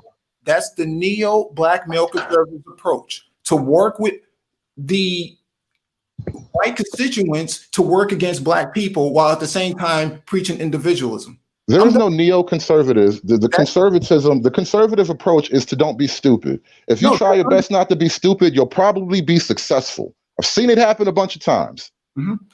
Yeah, that's neo-black conservative, because your idea of conservatism doesn't nothing neo about it. Yeah, it doesn't go back prior to 2016. Bro, that's how, again, I take you back to the black man who started the trend of African slavery in America, all right? We fucking trendsetters on all kinds of shit going way back. Stop selling us short. Stop saying black men are basically ain't shit. You talk like a white supremacist. Everything is fucking black people did this and black people took that L and black people just couldn't make it. Dude, have some fucking self-respect for your people. We are not victims. We took L's, but we're fighters. All right, fighters get punched every now and then. You know what? We ain't dead. We still standing. And now that we're still standing, you want to focus on begging the government for shit while these motherfucking women are running away with our children and burning our community down. Stop it. Right. And so you're okay with working with white militias against black people, but at the same time you care about the collective. I'm okay with law and order. Listen, if one of these fucking assholes march up to me on some shit, something bad's gonna happen that day, bro. These motherfuckers need to be put down when they come up to people like this. You can't tell me what's going on in the street is peaceful protests, all right? 50 years ago, black people were sitting at lunch counters getting milkshakes poured on them, but today you got this fucking wildebeest bitch stealing old ladies' beers, talking about, oh, I want to drink this. This is mine now, all right? That's how far we've come. We've got black privilege, and you want to act like you're a fucking victim. Mm-hmm. I see the rest of my time. That's victim talk, bro. We got plenty of time to go. The fight ain't done. It's victim talk. That's how losers lose, by just quitting. You see, you're going to roll over and say the government needs to help. So are we done with rapid fire? Are we done? I'm done with rapid fire. I think he's made his point about who he sides with. There really is no further debate at this point. All right.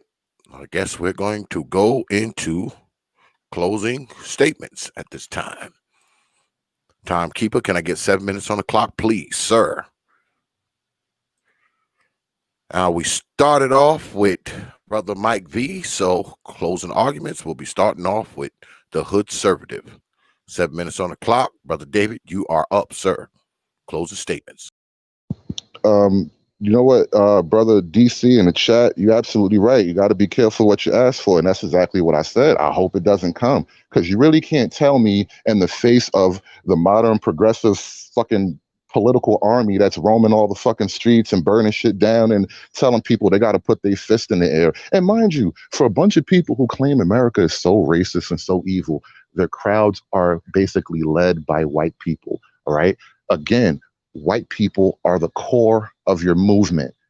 BLM was not even this litty last time this shit came around. All of a sudden, you got fires going out west, and you got motherfucking gun battles going on in the street. You know why? Because Antifa figured out how to get stupid people to be violent. And that's the job of the progressive activists right now in the world. They want to get the stupid, untrained people to go out there and ruin what little progress black people have achieved over the last few years. You know, I hear a lot of people on the left tell me that black people have nothing to defend. We don't have anything to conserve, so there's no use for black conservatism. Mind you, most of these people are more successful than I am at this time, and frankly, bootstrap niggas themselves. It's not like they're the sons of wealthy people, but all of a sudden they're in the latter years of their life where they're hitting that successful peak, and they got the nerve to tell me that maybe they got something nice, but most black people ain't got shit. This is the way progressives have tricked black people to look at black people. So long as we operate with the idea of white supremacy as our motivating factor, we will be operating from a hole of deprivation and little self-respect. Okay, it is impossible to imagine how you could come up in the church of white supremacy and yet still have hope and fucking respect for what Black people have accomplished over the last 200 years. It's impossible. The shit is it's an emotional poison.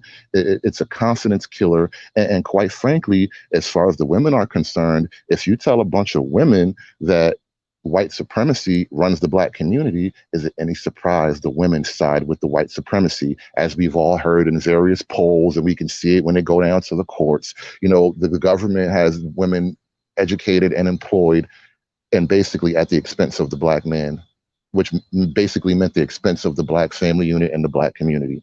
All progressive ideas attacking the Black family, the Black man, the Black man's individual sovereignty. You know, talking about fucking food sovereignty. Who cares about food sovereignty? I want male sovereignty, all right? I want to keep my money. I want to be able to control my family to the best of my own capabilities.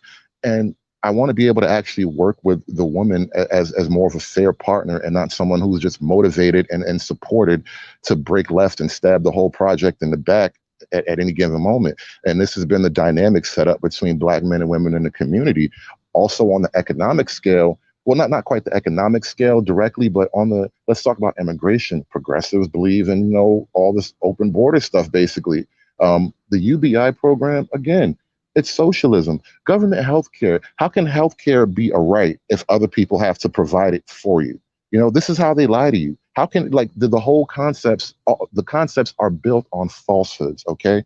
Your rights are basically what God gives you, if you believe in that sort of thing. That's how the Constitution is set up. You have basically the abilities that God gave you, and the government should exist to protect you from other people and to be a fair party in your affairs and to have like a civil defense and a national defense. You know, there are probably other things I'm leaving out of here, but we don't need all this fucking help. We don't need all this interference. Most Black people, if you would just put them in a situation where they had to do right or they would suffer consequences, most of them would, because that's the nature of humanity. All right, we're not all that different from everybody else. If you give people an easy run, if you make the consequences as mitigated as possible, which is basically what the progressive agenda is, all of the consequences of your bad personal decisions now have to be mitigated by government intervention. Once you start doing that for people, you create weak people. You create lazy, overweight people. You create people who are dysfunctional. You create people who are not accustomed to working within structure so that they can actually learn the ways and then become leaders themselves, all right? You create people who are just essentially renegades to productive society. And that's what we talk about a lot in the Black manosphere, whether it's, you know, the crime that goes along. You know, before all these BLM things came out, most Black people in the manosphere were pretty much like, you know, shootings and violence are bad. But all of a sudden, once BLM got out, once all the Black women got involved, a lot of the Black manosphere was like, yeah, man, that's fucked up what happened to Pookie. You know what I'm saying? It's like, bro, I thought we just had a whole conversation about them picking Pookie over good men. And now here we are having a giant movement in defense of Pookies. This shit is ridiculous. But if you knew what progressivism really believed, if you knew the history of the revolutionaries, if you knew the history of the Black socialists, you would understand this is all part of the plan. We are nothing but pawns in the hands of white progressives. That's what the goal is, all right? That's why, as much as they try to say, you know, oh, you on the side with the white people. No, I side with principle, all right? I'm not looking at a color to make me feel fucking special. I side with principles, I side with success, and I side with strength. And that's what conservatism builds. It builds honor, it builds it builds a work ethic, and it builds strength. Progressivism doesn't build that because it assumes from the jump you're incapable. That's the essential goal. If government needs to help you, it's because you're incapable. Capable people don't need handouts. Capable people don't need all this intervention. Capable people need a fair shot and a clean run at things, all right? And that's what the government should be doing for Black men. Give us a fair shot and don't interfere in our business. I think I'll concede my time, man. Conservative is going to rule this shit. All right. 7 minutes on the clock, please. Timekeeper. Brother Mike V, you are up, sir. Final statements. My final statements, basically what we're dealing with here are black people who are what we consider to be miserable liberals. People, or black men in particular, who are dissatisfied with what goes on the left because their voice is not being heard. And so they think that if they go to the right, and if they go conservative, and if they go GOP, that will really stick it to the people on the left. What they don't realize is that those white constituents on the right, those conservatives, really don't have their best interests. See, when you start talking about policy, they run away and talk about individual responsibility. That's because it absolves them of any sort of political responsibility. And so when we have these conversations about being progressive, modern day progressivism, when we talk about Mayor Lumumba in Mississippi, Mayor Tubbs out in Stockton, California, Mayor Woodward out in Tacoma, Washington, Governor Deval Patrick, Robert F. Smith, the list goes on. Progressive platforms like Sisters Unchained who fight for brothers. You start talking about Breaking Bread out in LA. Those are progressive platforms. Ujima out in Boston doing really good things in terms of socioeconomics for black people. They never seem to refer to these platforms or these individuals who look out for the best interests of black people as a whole. And so what they do is they conflate all of these trendy movements, such as BLM, such as whatever rainbow coalition they want to bring up, and say that's progressivism. But that's a way for them not to look at the actual progressives who are doing the actual progressive things. Because black conservatives, or neo-black male conservatives of today, which are the miserable liberals of yesterday, pre-2016, really don't have an agenda. All they have are funky talking points, little GIF images and short videos pointing at black men who may have been shot by the police and say, well, you should have complied with them. But we know Philando Castile complied. We know that Tamir Rice was in his right. An open carry state, he was still shot. You can go on Police Activity Channel right now, like we did on Man of Tomorrow. Shout out to MOT. We did a breakdown last night, and not one conservative came onto the panel because they know that white male who shot those police officers recently would contradict all their talking points about compliance. But this is the mindset of a neo-black male conservative today. Started in 2016, never really followed politics, doesn't really know history, doesn't really care about facts, makes up things as they go along, don't really have an agenda, don't care about policy, always talking about individualism, and then pretending to be something that they're not. And so they support Trump. Trump is a liberal posing as a conservative. They are liberals posing as conservatives. They also live in, more often than not, blue states. What a coincidence. You're a conservative living in a blue state. Why don't you move to a red state? That's because they have no interest in conservatism at that level. For them, conservatism is about what's trendy and offensive to those on the left. I am not a leftist. I tote progressive ideas because that's where I stand. The advancement of black people can only come at this point from progressive ideals. If you're saying that conservatism is the way to go for black people today, you have to show me an agenda. I have yet to see an agenda. We have asked for an agenda several times. Most of the neo-black male conservatives today will say, not my problem. I'm an individual. I don't focus on policy. I focus on cultural ideals. Pull your pants up, comb your hair, get a job. We're in a pandemic right now where the unemployment rate is going to skyrocket to 60 million if it hasn't already reached there by December. What are you going to do about that? The HOODSERVATIVE approach is, suck it up. This is the reality of what we're dealing with here. Black men well into their 30s, well into their 40s, well into their 50s, with no real agenda. We have young black men who are running Stockton, California at 29, 30 years old, who have done more in their life than those who claim to be conservative today. See, I don't have a problem with black women, whether they go left or right. I have a problem with black men who sit up here and tote white people's ideals or white men's ideals of traditionalism and disregurgitate the talking points and think that that's going to win the debate. I'm sorry, but that's not how it works here. You have to come with an agenda. If you don't have an agenda, you don't have nothing.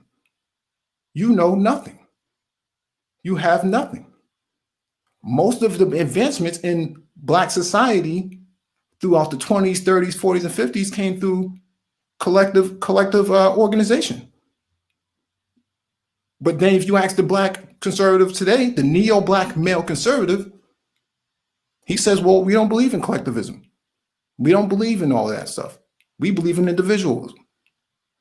But how can you care about the social space such as the black manosphere and not have an agenda that has the best interests of black men collectively? I see the rest of my time. All right. That is going to bring our debate to a conclusion. Good shit, brothers. Good shit. Now we go to the polls. If you believe Brother Mike V won the debate, put an M in the chat. If you believe the HOODServative won the debate, put an H in the chat. An M in the chat for Brother Mike V, an H in the chat for the HOODServative. Let's go, Negroes. Let's do it.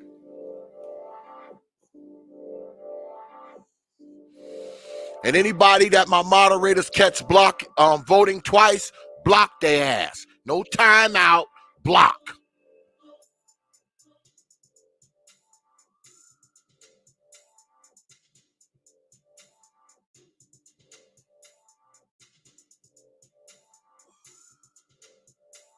Come on, you slow typing folks.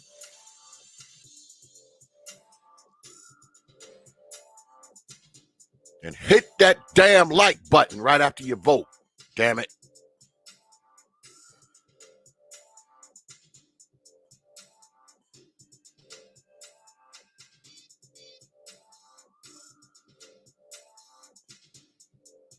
Who the hell put a D in there?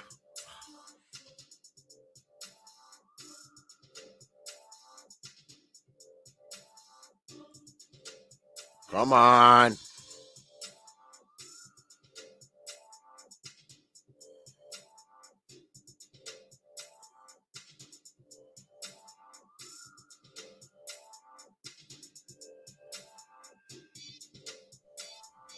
It looks real close.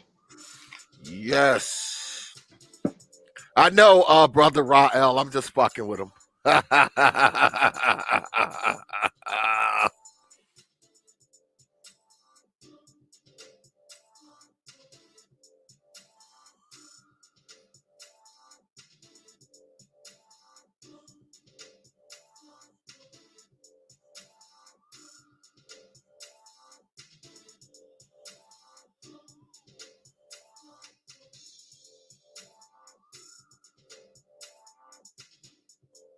Come on. It's looking like the HOODServative pulled this one out. That's what it's looking like. Hey, can we get the recount immediately, just in case? Said immediately. I remember the last time. I wasn't gonna take it with a bad attitude, but I was like, wow. Yeah, he beat you. You talking about the one you had with Brother M.O.T. Yeah, he beat you by 2 votes, man. I always do a recount afterwards anyway. So that was the first one I had to change the ending. First one. I usually get it right the first time.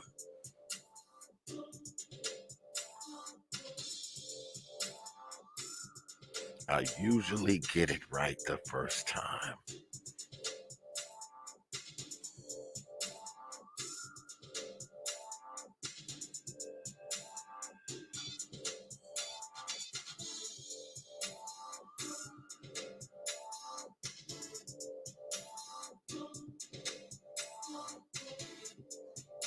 Okay, I'm doing the count now.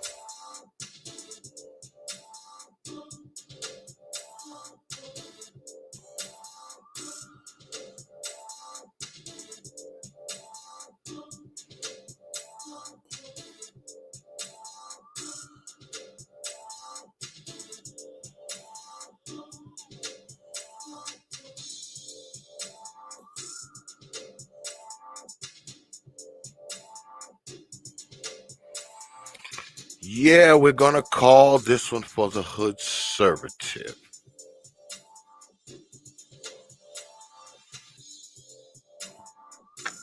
Oh, yeah, we the new wave right now, man. Yeah, we're gonna call it for the hoodservative. Good job, David. Likewise, bro. I appreciate it, and I appreciate this is actually like super civil. This is way different than all the other debates, so I appreciate you for that, man. Yeah, well, you debating brother Mike V. I mean, that goes without saying, man. Mike V is a classy dude, man. I appreciate that. I see that now. Yeah, he's a classy brother. Yeah, we're gonna call this one for the brother hoodservative. Folks, you have decided. I always let the folks decide. Now, I don't know what y'all look like on time. What you look like on time, brother Mike V? I got 45. Okay, what you look like on time, brother David? Yeah, I'm feeling better now. I'm hanging out for a while. All right, y'all know how we do it here. If you have questions for my debaters, those questions will be Cash App or Super Chatted. That's the way it works. So, if you have questions, now is the time to pull the trigger. Shoot them up. They don't got a lot of time.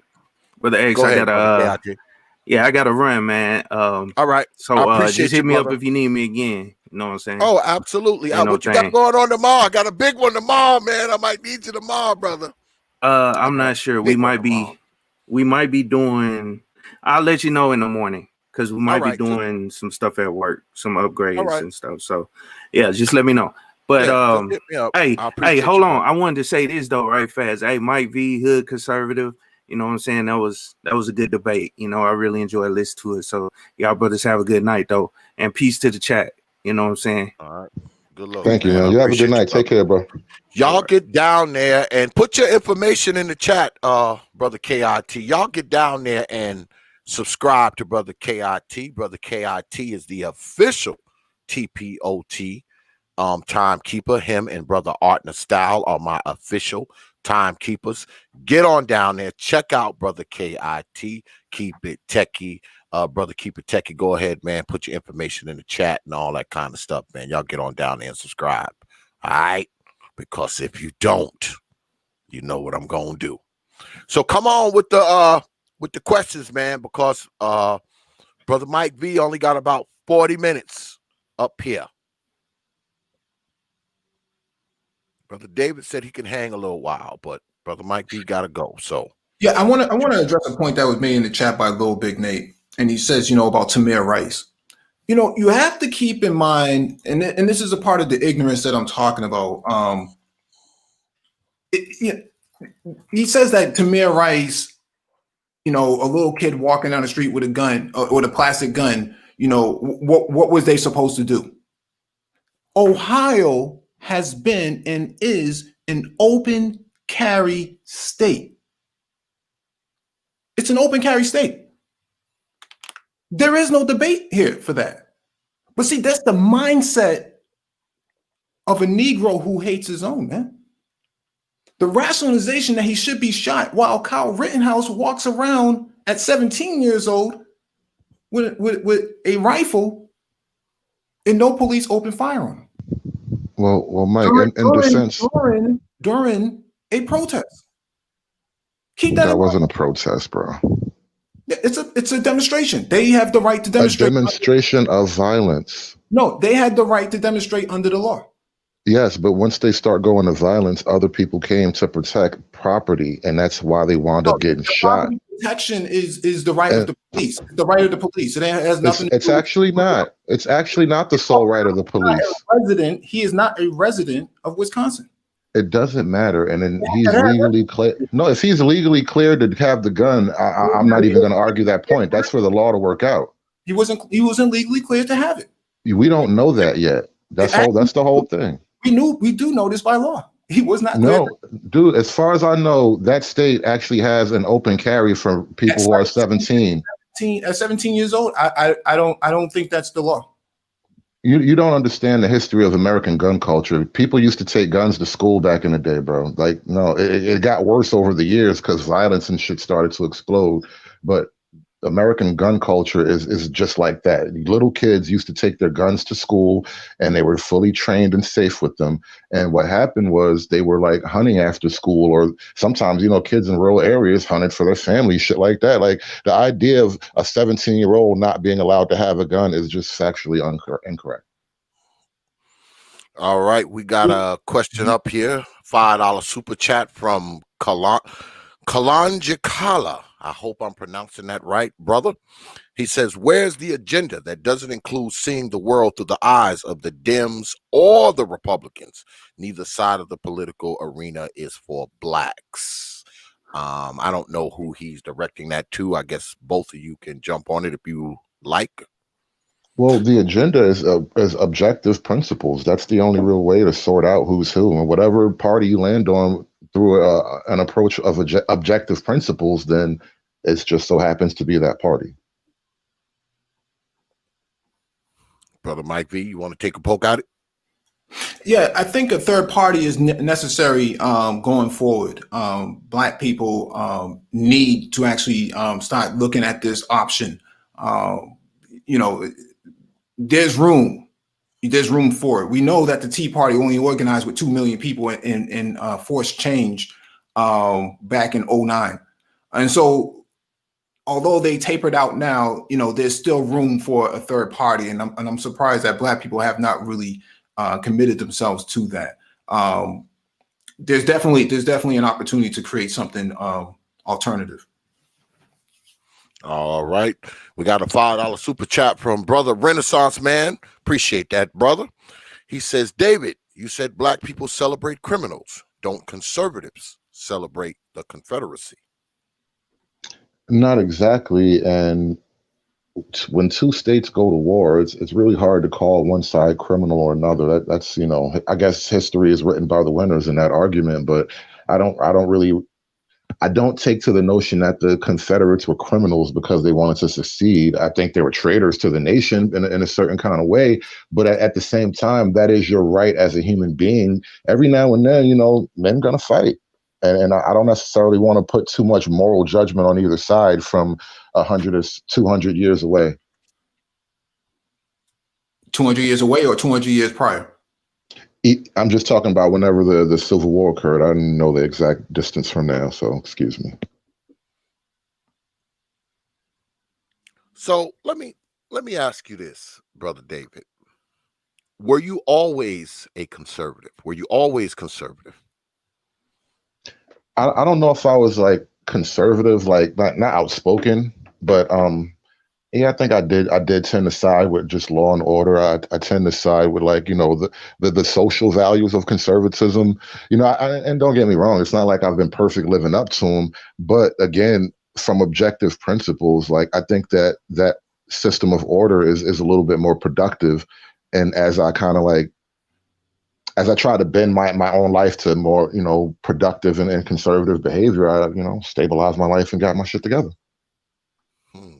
Well, the reason why I asked that is because I guess I think, okay, let me just speak for myself anecdotally. Mm-hmm. I think most of us Black people, we have, conservative, we have conservative ideas. We have conservative principles, when it comes to, things like homosexuality and stuff like that. Many of us Black folks have these conservative views on things. I think more of us as Black people, we're conservative socially, but I don't think we're conservative politically.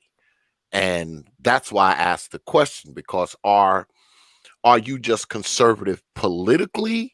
Or are you conservative politically and socially, Brother David? At this point, it's both. I think I got more outspoken politically over the last few years, especially in this manosphere shit where people like come at your neck real hard. So it's like either you jump out the ring or you got to stand on your shit 10 toes down. And it's like I've just sort of grown into that over the last couple of months as far as vocalizing it socially. You know, this is why I thought about this whole hoodservative thing, and then like I got a couple other people. We all kind of work together, and we try to promote the whole idea across different our different channels and platforms, because what we kind of collectively agree on is similar to what you just said, Brother Xavier, about we kind of have a natural leaning towards a social conservative idea, and generally speaking, Black people are pro law and order, especially when you tend to be the victim. You know what I mean? There's nothing stopping Black people from calling the police when some bad shit happens to them, and they tend to do that. And not only that, the whole like the way things are going now, it's it's just an obvious choice at this point. Like things are just going in a horrible direction, and if you look at it, and I've actually been looking not only into progressivism, but just, the history of a lot of the Black power movements. And I see like just socialism and progressivism woven all through the ideology. And it's like, it's hard to not separate that from what I see going on right now. And that only reaffirmed my stance on like the conservative side of things. And then to this hoodservative thing, let me add one more thing. I was thinking about this the last time I had like a tense moment on one of these debates. Somebody tried to like track me in a corner with Jeff Bezos, right? Jeff Bezos got all this money, and they kind of hating on his wealth. And later on, like a day or so later, I was thinking back on a conversation, and it fucking hit me. It was a line from Jay-Z, and it was like, "Males shouldn't be jealous. That's the female trait. What, you mad because you push dimes and he sell weight? Y'all don't know my expenses. I gotta buy a bigger plate and more baggies. Why you all aggy? Respect the game. That should be it. What you eat don't make me shit. Where's the love?" Like, that's actually a conservative economic principle, and one of the fucking best hip hop songs. Like that's a classic hip hop song almost at this point. And I think the conservative ideas actually do go deep, because if you talk about dudes who was in and out of it, like hustling and shit like that, nothing changes with you can't lie to numbers. You know what I'm saying? You can't fake numbers, and you actually see how business works from the inside out, and the same principles apply. You just got a whole different like nature about it when you like in the underworld, so to speak. But like I was thinking about that whole like dichotomy, like, dude, there is a lot of ground to cover with conservative ideas for like the regular Black people in the hood. We just haven't really found a good language for it yet. So when did Black people stop being conservative? When the money came in, fucking welfare checks. So no, what I'm asking is, because you're saying you're adopting these ideas now, when did Black people stop being conservative, and how did that help them? I asked this originally in the beginning. When was it a good time to be a Black conservative in this society? The guys who built Rosewood were feeling great about themselves. Again, they took an L, but there was a great time. Did that stop the South from killing Black people? Bro, people take L's. You're gonna bitch about it forever? No, that's not what I'm asking. No, see, that's the answer to the question, though. That is the answer. I knew you were going to do this, because all Black conservatives do this. I mean, we can't navel gaze at our losses forever, bro. No. What you're doing is you're dancing around the question. I'm not dancing. When was it ever? When a Black man could buy another Black man and be a millionaire. And there you have it. Why nobody? Like, dude, it's a weak ass question, man. Black people have had fucking pockets of success at every moment in American history. We have never been totally fucked up. You want us to think that so we can vote for your handouts? No, we are not the people who are perpetually fucked up. You want to believe that? Go right ahead. Yeah, but you're saying you're adopting these ideals now, and I'm saying your ideas. I adopt the ideas of strength and productivity. Yeah, but that's not a collective agenda. That's not a collective agenda. Strength is not a collective mission. Yeah, but you're individualizing this conservative thing. Do people go to jail collectively? White people don't individualize that. Does your paycheck have collective signatures on it, or do you just get the money? When they fought in the South, they were trying to conserve something. What were they trying to conserve, David? They wanted to conserve whatever their order was. Stop No, hating. Go conserve your shit. no. See, and then You're a historical hater. That's what it is. You read history books and you get angry. No, and that's why no one takes black male conservative seriously. That's why they don't take them seriously, because we're not triggered by history books. No, that response articulates a bigger problem. It's an emotional trigger, and you keep falling through it. No, it's not an emotional trigger. You're triggered by history books. If you watch fucking Roots right now, you'd be upset, wouldn't you? No, that's not what That's the whole reason they make us watch the shit, dude. That's exactly the reason they make us watch the shit. You know that, right? Roots has nothing to do with American history right now. No, it's the idea of perpetual black enslavement and black victimhood. They will always sing us the song of our losses so we can never focus on winning. Yeah, you said take the L. That's not what I asked. No, the L was taken. What the fuck, bro? I'm not telling you to take an L. The L was taken. History is history. You're not listening, man. Excuse me. Go. All right, we got a $5 super chat from our man Perfect Black. What's good with it, Perfect Black? He says, for the hoodservative, isn't a traitor by definition a criminal? And aren't conservatives celebratory of those criminals by flying criminal flags?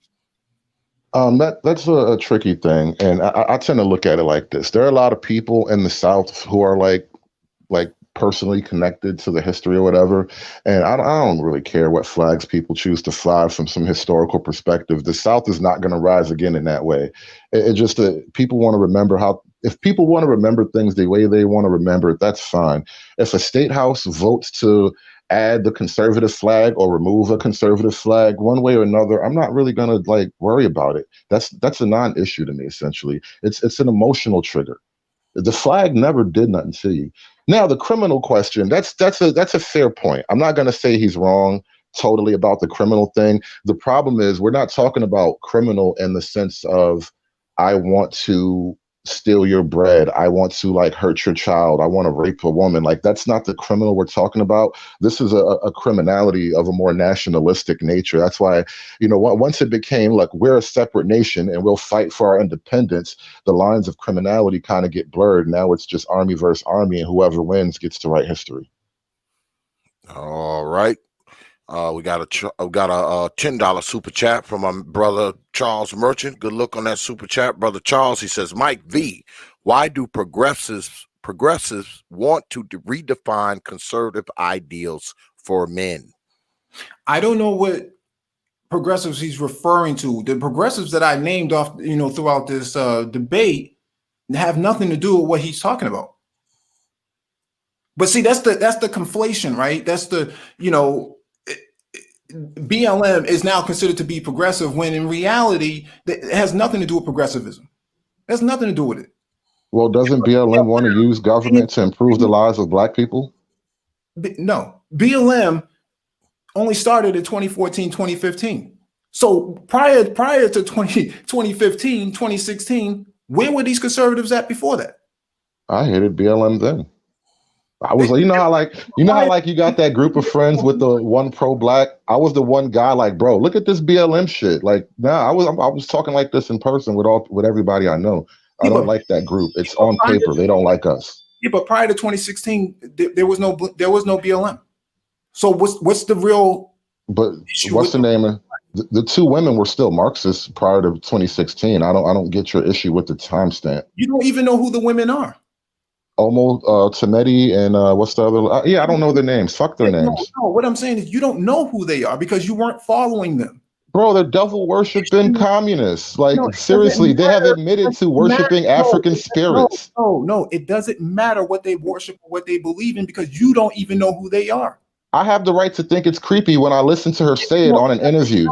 It doesn't matter what you think about them now. You didn't know who they were prior to 2016. How does that help your point? Because you don't know that side of the politics. But when I met him, I disliked him. I don't get your point. You weren't following politics like that. That's the point that I'm making. You were not. No, frankly, I was kind of under the Obama thing. No, when we talk about a policy, you run away from policy.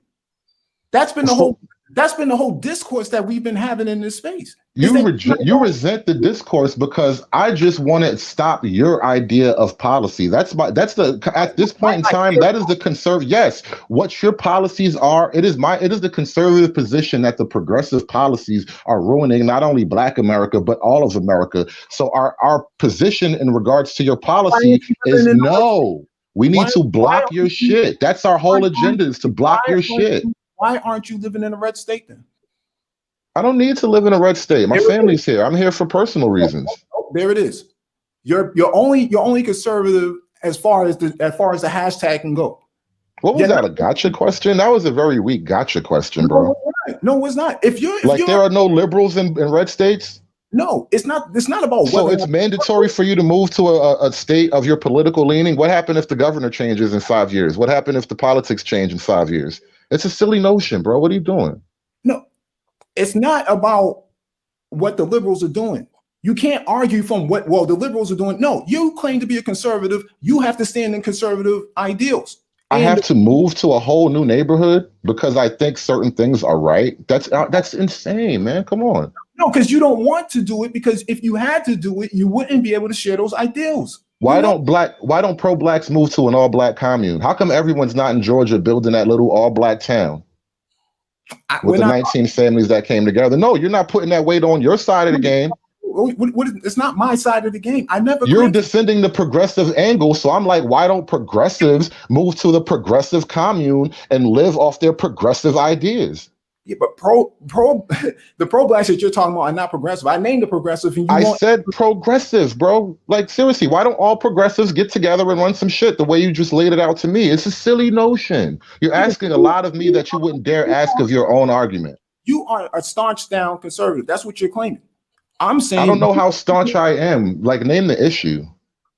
I have to name the issue. We talked about policy for the last. You're claiming I'm staunch, so I'm asking you to defend it with facts. We talked about policy for the last 6 months, and you won't even answer to it.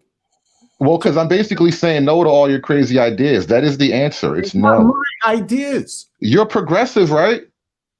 If you are conservative, and if you actually follow MOT, we went over this last night. Trump has policies that aid to white conservatives. Okay, he's on record for this. He said this yesterday. Oh, so name the policy for white conservatives. Name it. We're not going to go into that right now. What I'm saying. No, come on. You just like sniping with misfacts, like fake news and sniper. The wall is a policy. Okay, the wall is a policy. And that only helps whites. Black people don't lose out in the immigration struggle. Black people aren't affected by the downward pressure on wages. We're not getting pushed out of certain markets. Black people are not a major constituency of that policy. You said something about during the debate, right? You said something about like the banks in the Black community and how it's basically check cashing places. I remember when I used to go to check cashing places in Brooklyn anyway, most of them are run by Hispanics. For some reason, other people seem how to figure out getting into the money game. There's nothing stopping us but our fucking sense of misery and mental enslavement. Yeah, pathologizing black people's issues. Okay, let's go to Roscoe's $5 super chat. Yeah, we got a $5 super chat from brother Roscoe. Appreciate that, brother Roscoe.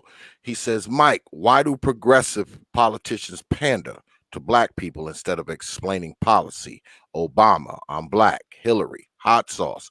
Bill, weed and saxophone. Well, I'm not sure why do progressive. Can you go back to that, please? All right, hold up. Shit. Why do progressive politicians pander to black people instead of explaining policy? So Hillary is not a progressive, and neither is Bill Clinton.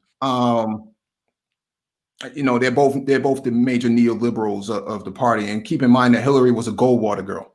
Okay, the same Goldwater who created the modern conservatism that David likes to tote today, that he doesn't even like black people himself. This is a part of the confusion, right? This idea that you can throw some names out there and say progressive, but when I throw the names out there that's happening right now, they ignore it. The actual progressives that are actually doing work on the ground. So I'm not going to dignify that with an answer or a response, but thanks for the $5 though.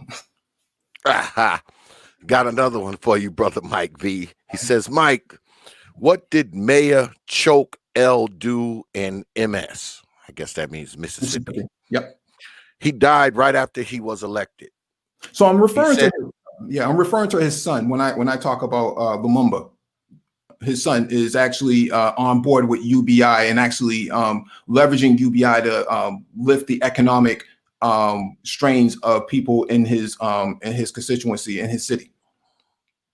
So I think that's a very progressive platform that he's adopting. That's going to work out dividends for them in the future. In the next between now and 2025, we should see how this works out, because that's how long the pilot program takes. Once they figure it out and get some federal investment, get some external investment into the city, you'll start to see changes. I think Mississippi, although it's one of the hardest hit areas socioeconomically, I still think there's a lot of opportunity to start doing things from a fourth industrial standpoint.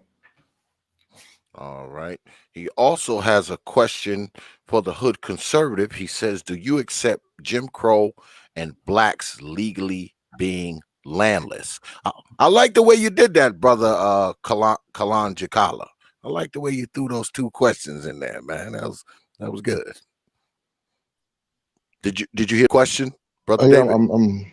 No, can you run it back? I'm trying to read the screen. Oh, do you accept Jim Crow? What is it to accept Jim Crow? Like, it's historical fact that this horrible shit happened. I don't understand what he means by accept. And that's why I kind of was like making fun of the whole idea of being angered by history. What do I have to do to prove to you that I accept what I read in history books?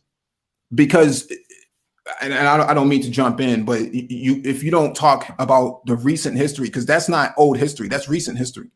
That happened in our lifetime, or at least our parents' lifetime. Well, now you're spreading the boundaries a little wide now. It's either or. And also, if it's recent history, it wouldn't be the Jim Crow era. Yeah, the Jim Crow era ended in the 60s. It didn't end in the 1700s or the 1600s. That ended up in at least 45, 50 years ago. The policies of Jim Crow are still impacting people today. And then even that whole blacks being legally landless, what does that actually mean? Because black people have been able to own land like forever. I don't understand what you're saying. The question itself, I mean, legally landless, like black people have been allowed to own land in America. I mean, I remind you, when slavery was popping, black people had slaves. After slavery, there was all kinds of black wealth going on. Even from them by the same conservatives that you seem to be upholding. You will have opposition in life. Suck it up. And there is the response that we're talking about. That response doesn't hold very well in political circles. Well, I don't think like a politician. I think like a man. You don't have to be a politician with a response like that. Why don't politicians think like men? That's not a man's response, though. That's a dismissive. That's not a man's response. Listen, get in there and get it. That's not a man's response. Bad shit happens. Walk it off. That's not a man's response. Yeah, but mama don't tell you that shit. You have to understand that the fastest way to build wealth in this country is through land and other assets, such as a house that accumulates wealth and interest, right? So black people should buy land. Their land was taken from them. That's the point of his question. But you can buy it now. And not all the land was taken from everybody either. It was like shit happened here and there. There was pockets of suffering. People took L's. Like, I know the history is triggering, but it is what it is. You're not going to change it with a policy today. You will all, no matter how much money you have right now, you're not going to change the fact that shit was fucked up back in the day. And you excuse it because it's white people. But it's not an excuse. You don't need an excuse to read a history book. You read it, you learn, you move on. You don't cry forever. Mm-hmm. All right, let's move on to the next question. T.P.O.T. Just like that. All right, I got a couple cash apps that I didn't freaking hear on my damn phone because it's on silent. Good luck on that cash app, Cerulean Gray. Appreciate that, brother, Professor Cerulean. He says, the Hoodservative is not equipped for this argument. Also, I got a cash app from Brother War Master. Appreciate that, Brother War Master. He says, the Tea Party was never a political party. Then I got another cash app from War Master. He says, conservatism is what works. Ask Reagan. Appreciate those cash apps, brother. I didn't hear him. The damn phone didn't do nothing. So my bad for not missing them because they came down like 10, then 15, then like damn near an hour ago. So appreciate those cash apps, brothers. Appreciate that, man. Well, I'm going to go ahead and I'm going to go ahead and open it up for anybody who wants to come on and run their damn mouth. Remember, all rules apply, just like at the debate. All rules apply. Come up here with some sense. I'll throw your black ass off of here. Or get your black ass thrown up off of here. If you don't mind, T.P.O.T, I can share my screen real quick. Okay, go ahead. Pull the trigger. So what we have here is a map of. I don't see it, brother Mike V. It's not up here. It's not in the queue. Okay, there we go. So what we have here is a map, and what this map represents is poverty in the United States. The blue, the deep blue, represents the mass levels of poverty. And so if we look at this map, we see throughout most of your red states, which are considered to be conservative states, that's where it's where all your poverty is centered. Now, when we talk about black people, people being on welfare and waiting for stimulus checks and things like that, that's where most of your stimulus checks are going. That's where most of your federal assistance is going, in these areas of poverty. Most of these places are predominantly white. They're not predominantly black. So we want to talk about, bootstrap politics. How can you say that? How can you say that? Is it racist that I want to take away their welfare too? Is that racist that a black man wants to cut welfare to all people, whites included? Does that make me a racist? You can't cut welfare. You cannot cut. You can talk about it. You can motivate it. You can get it done. I mean, they were saying men couldn't get married 20 years ago, and look how far they came. And no politician in their right mind would reduce welfare in a state where it's absolutely necessary. We're talking about dire, deep poverty rate, 6.3%. Let's go down to Georgia, 17.5% poverty rate. That's deep poverty. There's a lot of poverty in these white areas. And your solution is to just give them money and they would all be rich like us? Like that's how it works? The good man argument. The good brother Platinum Elite called them neck bone conservatives, which I thought was a very interesting term to use because that refers to what we're seeing right here. I'm just saying, if the overall solution to poverty is to just give poor people money, why don't all the rich people just give poor people money and everyone can be even? I'm not talking about giving poor people money. Well, you keep talking about the poor. I don't understand how you want to help them other than give them money. Isn't that what the UBI programs are for? No, UBI is a universal basic income. That's money. The name. That's the name of it. That's the name. Money, bro. It's money. No matter how you shake it, it's a plan to give out money. It's not meant to alleviate poverty, though. It's supposed to help people who are going to be displaced from the technological advancements that are coming. Yes. It's a response to automation. Yes. All right. I mean, listen, I don't believe in the pie in the sky, but okay. No, it's nothing to do with believing in a pie in the sky. You're not about to sit here and cut welfare when you have a population as large as it is in the South living in dire poverty. You're not going to sit here and do that. You must not have done your history as to why the food stamp program was created in the first place. Dire poverty with 55-inch TVs in their house. Dire poverty with Bape sweaters in Georgia. You just committed a major red herring. Thank you. Right? Thank you for committing a major red herring, my man. Thank you. I mean, have you been to the hood, bro? Do you know what it's like? This has nothing to do with the hood. This has to do with the fact it's not like they're really suffering every day, bro. You're sitting here pushing this conservative viewpoint, but when you look at the statistics, conservative states have the highest poverty rates, teenage pregnancy rates, crime rates. There are liberal. So I would ask this question: what has conservatism done to bring prosperity to these people? If they would try it, it would work. Bring prosperity to people. They have to bring it to themselves. That's no. You're sitting here. No, you're not about to sit here and commit that straw man with me. It's not a straw man. That's the point. You guys are sitting here saying that conservatism is the way that black people can go. But when you look at how many black people in the South suffer from poverty. I'm sorry. When you look at the states with the highest black poverty rates, a lot of them are in the South. When you look at the states with the highest crime rates, a lot of them are in the South. So what has conservatism done to solve these issues? Poverty. And that, by the way, that's third world poverty, not what. Yeah, I mean, Alabama. The United Nations said Alabama's poverty is almost is on the level of a developing nation. Yeah, Alabama, a deep red state. Yeah, and you'll be happy to know that Selma, which is a Democrat-run town, what does that have to do with anything that came out my damn mouth? Selma's in Alabama. You keep committing this. What does that have to do with anything? Can I speak? Yeah, commit that red herring for me. That's all you have are stupid names for facts. You don't know what a red herring argument is? That's all you have. That's all you have.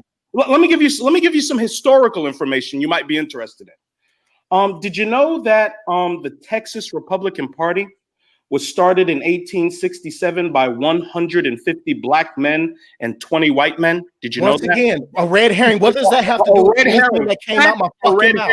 To these men. What does that have to do with the fact that conservative states have the highest poverty rates, highest pregnancy rates, and highest crime rates? What does that have to do with any damn thing that came out of my mouth? All of that is brought about by behavior. Oh, wow. Okay. Behavior. Yeah, go ahead. Let's shift that goalpost then. Yeah. It's a red herring. My man. About people's you're sitting here saying conservatism is the way to go, correct? For black men. That black men should practice conservatism. Okay, so once again, when you look at these states, highest crime rates, poverty rates, imprisonment rates, teenage pregnancy rates, Democrat. How the hell is that going to help us? The highest crime rate, the Democrat ran. No, the highest. No, we're talking about states as a whole. They're conservative states. But Louisiana is the highest. Are Democrat run. Look at your statistics. When you're talking about states, all politics is local. States. When you're talking about states, it has nothing whatsoever to do with what you're saying when it comes to cities. So hold on. Why is most of the state of Maryland peaceful, but the heart of Baltimore fucked up and violent? This is deindustrialization. Yeah. Loss of economics. So the whole state is responsible for Baltimore being fucked up? So the whole state. No, it has nothing to do with it. That's what you're saying, though. No, he said. I'm saying there are macroeconomic factors that affected the economy specifically in Baltimore. Same thing with Detroit and other places. It's because those economies were dependent on a certain sector. When that sector left, the entire economy crashed. It's like all these men do is make excuses for failure. That's an absolute fact. Listen, the jobs didn't just leave the black community; they left the country, bro. What would happen if Apple, Google, and the entire tech sector left Silicon Valley? What would happen? There would be an economic depression. But you know who's leaving California and New York and all liberal states?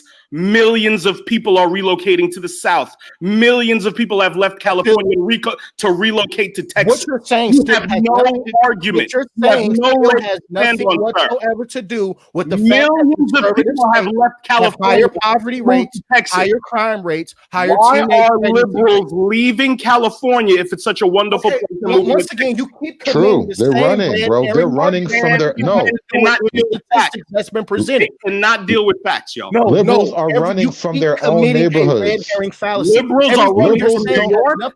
They don't like their own place, bro. Liberals are running from all the states and cities they control. They leave. That's what they leave by the hundreds of thousands. After they burn down the black community. Can we table this for a second so that we can get to the super chat hold on a second, everybody. We got a $5 super chat from my man Perfect Black. Appreciate that, brother. He says, HOODSERVATIVE. How much has slavery, Jim Crow, and redlining affected Black America's current ability to buy and pass down land and generational wealth? I'll be able to answer that. No, let me try one time. Basically, it's not the further away you get from the actual incidents of wrongdoing, the easier you get, the easier run you have of things, because the problems that happened were addressed. It's not like black people were just promised an easy run in America, all right? We got kicked off the fucking plantations and we had to figure it out, and we fight off outsiders. That's just the way it was for us. Why should we be perpetually butthurt because it was hard in the past? That's not what he asked you, David. That's not what he asked It's a historical question, and it's like no, because there's so many black millionaires today. To act as if black people are somehow historically capped off wealth is ridiculous. Have you looked at the wealth gap? The wealth gap is not that far from the actual population rate. Black wealth is about to hit zero by 2050. Black men don't make that much less than white men. We're not that statistically far away from the average white salary. What do you consider not that much? What do you consider not that much? Within $10,000. The main difference $10,000 isn't a lot. The main I'm saying we're competitive. Home ownership. Home ownership is the main reason why whites have such a higher rate of wealth than blacks. Home ownership, equity in a house. That's what it's about. Now, maybe black people should own homes. Maybe we should qualify and purchase homes. I know what you're going to bring up. You're going to bring up redlining. Redlining there are vestiges of racism, in my personal opinion, in law enforcement, in the judicial system, and in banking. There are vestiges, remnants of racism. These institutions are not largely racist. I've been pulled over by police. I haven't been killed. I got a loan for my beautiful home from a bank. Nobody redlined me. And I haven't been to court, but I imagine if I go to court and I'm in the right, chances are I'm going to win. It's an individual. That's an individual argument. We're not talking about individuals. The world, the country is about individuals, Mike B. It's not collectivism, and that's the problem with leftists like you. You think in a collective manner. You don't want. So you're telling me white men don't think as a collective? White men murder each other. Whoa. They White murdered people each other throughout Europe and throughout the. Thank you. White people kill each other in the most extravagant ways, and you're going to sit here and say they're a fucking collective? No. What I will sit here and say is they can't. I cannot wait until the next 40-some days are over with, so these guys can revert back to not knowing shit about politics when the conservatives start fucking with black people again. I mean, if you don't think this ain't gonna stop in November, bro. Hoodservatives today, hoodservatives tomorrow, hoodservatives forever, nigga. Well, you're a libertarian. You're not a conservative, too. I hope you know that. Yeah. You're a libertarian. You're not a conservative. You progressives like telling other people what they are and what to do and where to go. Where to stay. Yeah, because it's based on the shit that comes out of your mouth. Yeah, look, you just admitted it. You think people need to be handheld. You think people need your guidance. That is not what this is like. You just answered affirmative to what I said. This is the problem with these arguments. Bringing stupid people to conversations. They say 16 things wrong. You only have a chance to respond to one, so the other 15 fly through. In a real debate, the moment this dude starts galloping, the debate's over. Don't forget straw man arguments and red herrings. Yeah. Straw man arguments and red herrings. Fact. Don't forget. You just committed the biggest red herring when I posed that question to you and I made an argument.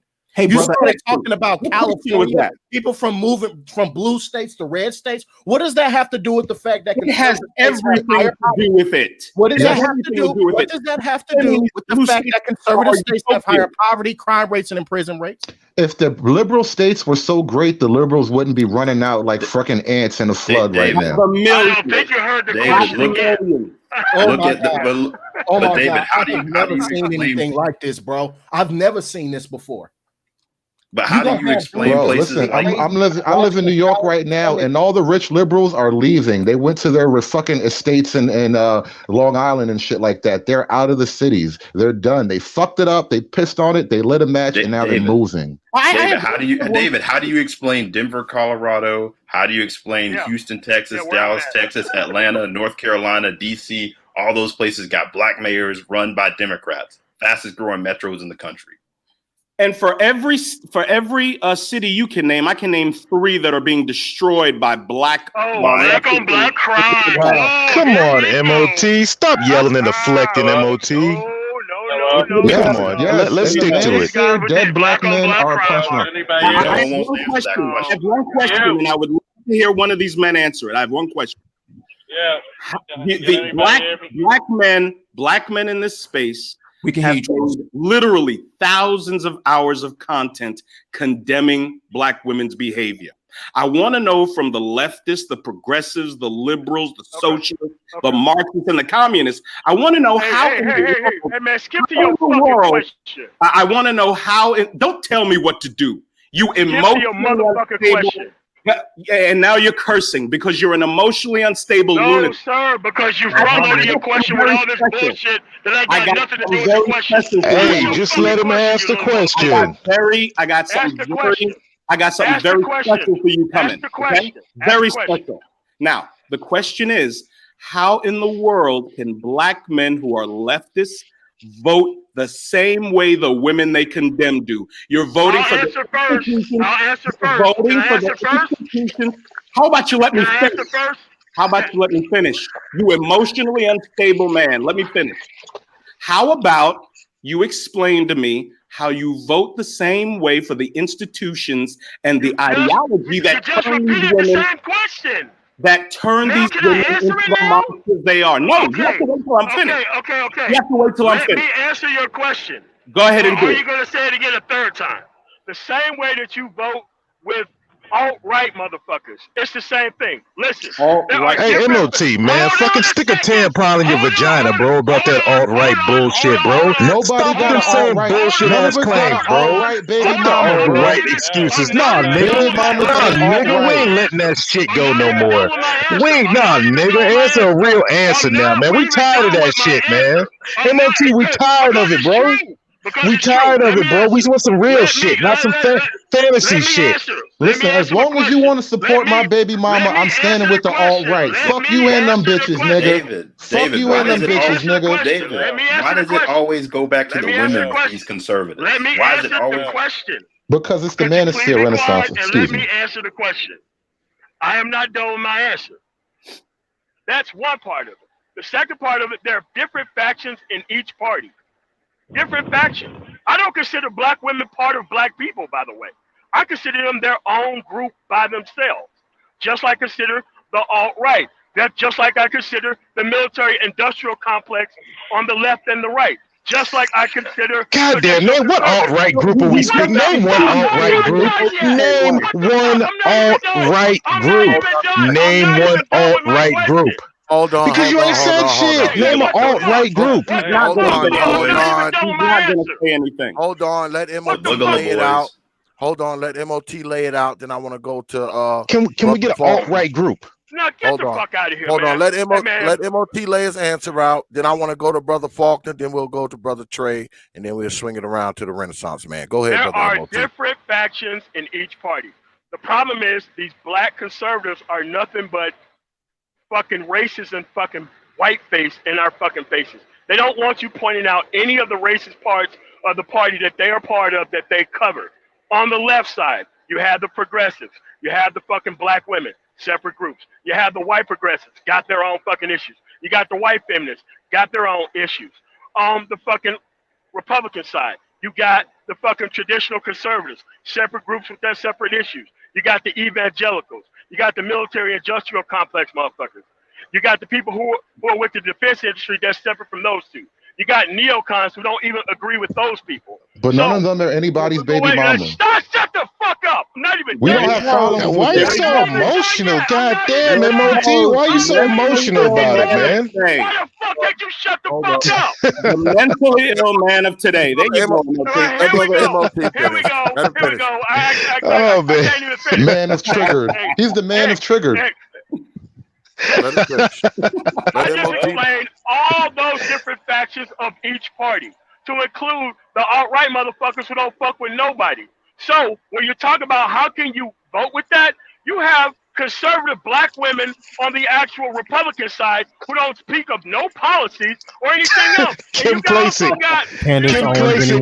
Owens. You also, Candace Owens don't talk about policies, dude. So, oh my God, she just did. She just laid them out. Each party has a bunch of different groups of a part of it.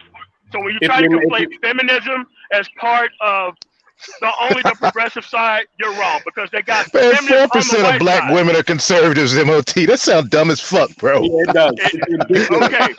Okay. Does anybody 4%. else disagree with what I just said? I just laid out the entire political spectrum, and You these didn't people lay out just shit all anything. over it because they You can't didn't do lay out anything anything. about it. Hey, It was name an shitty. That's alt-right why we group. shitted on it. It was Name shitty. an It got alt-right shitted group, on. man. Hold on. I want to go to Brother Faulkner. Go ahead, Brother Faulkner. What's good with it, man?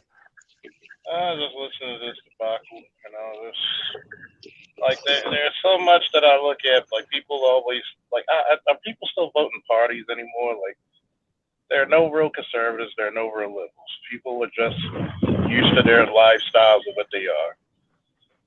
I heard the temperament of black on black crime. Is that not American on American crime? When a white guy shoots another white guy, do you hear white on white crime?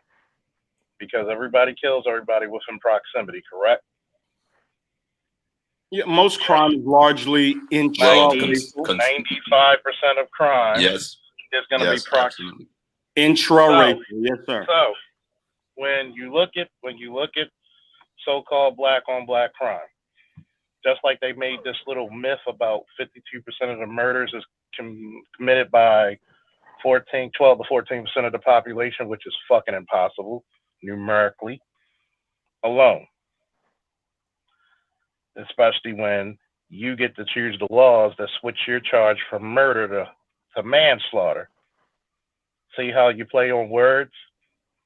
Then on top of that, when people come with this bootstraps theory and you're barefoot, does it work? No. Can I address that? No. Because it does not work. Yeah. So in other words, all your major businesses started out with what? Government contracts. Is that bootstrapping? It is if you're running a business. Can I address this? No, what about the white immigrants who got land too? Yeah, came to this country. Yeah, they got the white Homestead immigrants Act. who got land. We'll talk about that one too. It's called the Homestead Act. So in other words, if you're kept out of a fucking industry, how the hell can you pull yourself by your bootstraps when a motherfucker keeps cutting off your damn laces? Okay, can I answer? You this, can't, please? and that's the problem. You can't. Can I answer this, please?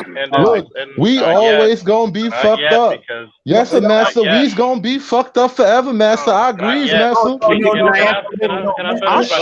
I sure ain't shit, master. You was right. I sure ain't shit. Please, because when people go through this whole conservative thing, they don't want to admit that. Just like people want to go to liberal, I'm conservative. Guess what? The world looks at you. One big nigga. Man, you sound like a political MGTOW, bro, or a political incel. You sound like a political incel. Oh man, it all sucks. Everything hurts. Bro. Man, all these bitches are the same. All these politicians are the same. They all gonna be wrong. They all gonna pull the bait and switch. Yo, these man, you a motherfuckers sound political like incel, bro. These niggas sound like Eeyore from fucking Eeyore from Winnie the Pooh. Niggas just perpetually miserable. Go back and forth and get emotional with you because That ain't about being emotional, man. It's about grabbing your nuts and being a man, bro. We slaves. We still slaves. Eeyore. Yeah, I want to make sure. Why don't you actually vote for policies that actually work? Policies, nigga, do you, man, nigga, get your own grind on. Ain't nobody stopping you. What policy is stopping you? We're gonna have conservatives. What policy is stopping you? My conservative bank account looks nice. Guess what? Because I do me. Because I do me. Because I do me. Yeah, but I want to make sure. Can I address what he said, please? Can I address what he said? Go ahead. There are no real conservatives in America. All right. Go ahead, brother Nate. Hold on a second. Go ahead, brother Nate. Then we're gonna go to Trey, and then we're gonna go to Renaissance Man. And I want to get Perfect Black in here too, and then we'll round it again. Go ahead, brother. All right, this is the problem with not knowing history. Everybody proclaims that black people didn't have anything. Let's go ahead and put this misinformation to bed, please. After 1865, between 1865 and the early 1930s, black people built over 130 economically vibrant towns throughout the South and the West. the black dollar in these towns remained there from 3 to 5 years. Okay. Now, and black people were Republican exclusively during this time. They were Republicans. Now, when did let me finish, please. And by the way, what happened to that money? What happened to that money? I'm about to tell you, sir. I'm about to tell you. Was it taken from them? Sir, I'm about to tell you. They burned the damn. We lost all of it when we decided to integrate. We lost everything. No, we lost it when we moved north. Everything. Terrorism. Moving north was integration, bro. What are you talking about? Yeah, moving north. Yeah, bring that black redneck culture to the north. Because these are facts, gentlemen. Weren't all those properties and land taken from those blacks? Wasn't all that land and property taken from the blacks? No, Black Wall Street was rebuilt. They just stopped shopping there. And also, black people were tricked out of their land oftentimes. But how come you left this? You never acknowledged the fact that the KKK and all these guys were Democrats. They were Democrats. Liberal, progressives. They were Democrats. Progressives. Guess what? I'm going to tell you a little secret about liberals and conservatives. When it comes to keeping a dollar, are they going to keep it away from your black ass? Nope, my bank account looks nice. I don't give a fuck what politician. It don't matter, bro. But guess what? The conservative side has increased 100-fold, bro. It's increased 100-fold with conservative values, bro. Hey, when you ain't out here doing strag values, well, how are you gonna tell me what I got? You don't live conservative. How you gonna tell? How you know what I do, bro? Conservative. Do you live like the motherfuckers of Russia and China? That's what the fuck is you? Man, I tell you, political MGTOWs, man. Political incels. Talk about conservatives. Women. Look, we got the new RBR, man. My man, the new RBR. I'll tell you, facts trigger them. That's the problem. Facts don't matter. Facts do not matter. God damn, man. You know, I mean, at least the progressives, man, they come with their own stuff. They come with logic. Math is. You know the new progressive math, right? 2 + 2 is 5. You believe in free enterprise, right? David. You believe in free enterprise, I have a question for you. I believe 2 + 2 is 4. David, that's the only way to enterprise. You believe that black people need to stop being victims. Yes, I do believe in free enterprise, and they need to stop being victims. Yes, stop being victims and free enterprise yourself. Right? Both, yes to both, bro. People should be paid on their merit, right? Yes. You believe people should be paid on their merit, right? Yes. Then those are liberal talking points. No, that's economic conservatism. Hey, David, David, he must come out the Biden verse, bro. Bro, remember the Biden verse where everything is reversed? That's actually liberal. I know. Everything is reversed, man. It's not bizarre, man. It's the Biden verse. When you go to conservative countries, is there a cap on everything you get? Homosexuality. That's modern liberalism. When you go to true conservatism, guess what? There's a cap on what you make. There's a standard cap. My nigga talking communism. My man, hey, hold up. He straight defined communism. That's what true conservatism. That's true communism. It has been tried, and they fucked up. That's true communism, bro. What are you talking about? A cap on your money. Why should a stop? Oh, come on, man. Get the dude. Man, this dude is trolling, man. You're not. Nobody's not gonna come up here. Hold on a second, because I want to get my man. Hold on. Let my man Perfect Black get in here because he ain't said nothing the whole night. What's good with it, Perfect Black?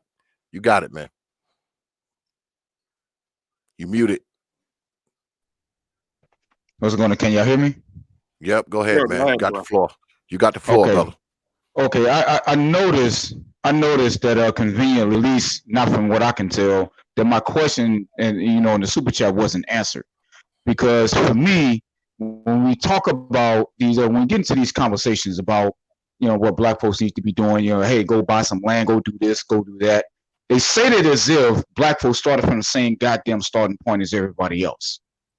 Okay, no other people in this nation was held back by force of law, and that shit still has effect to this very day. To this very day. Now I know some people don't like to hear that. I know some people that don't like to hear that. Okay, and you put in internment camps. That was law.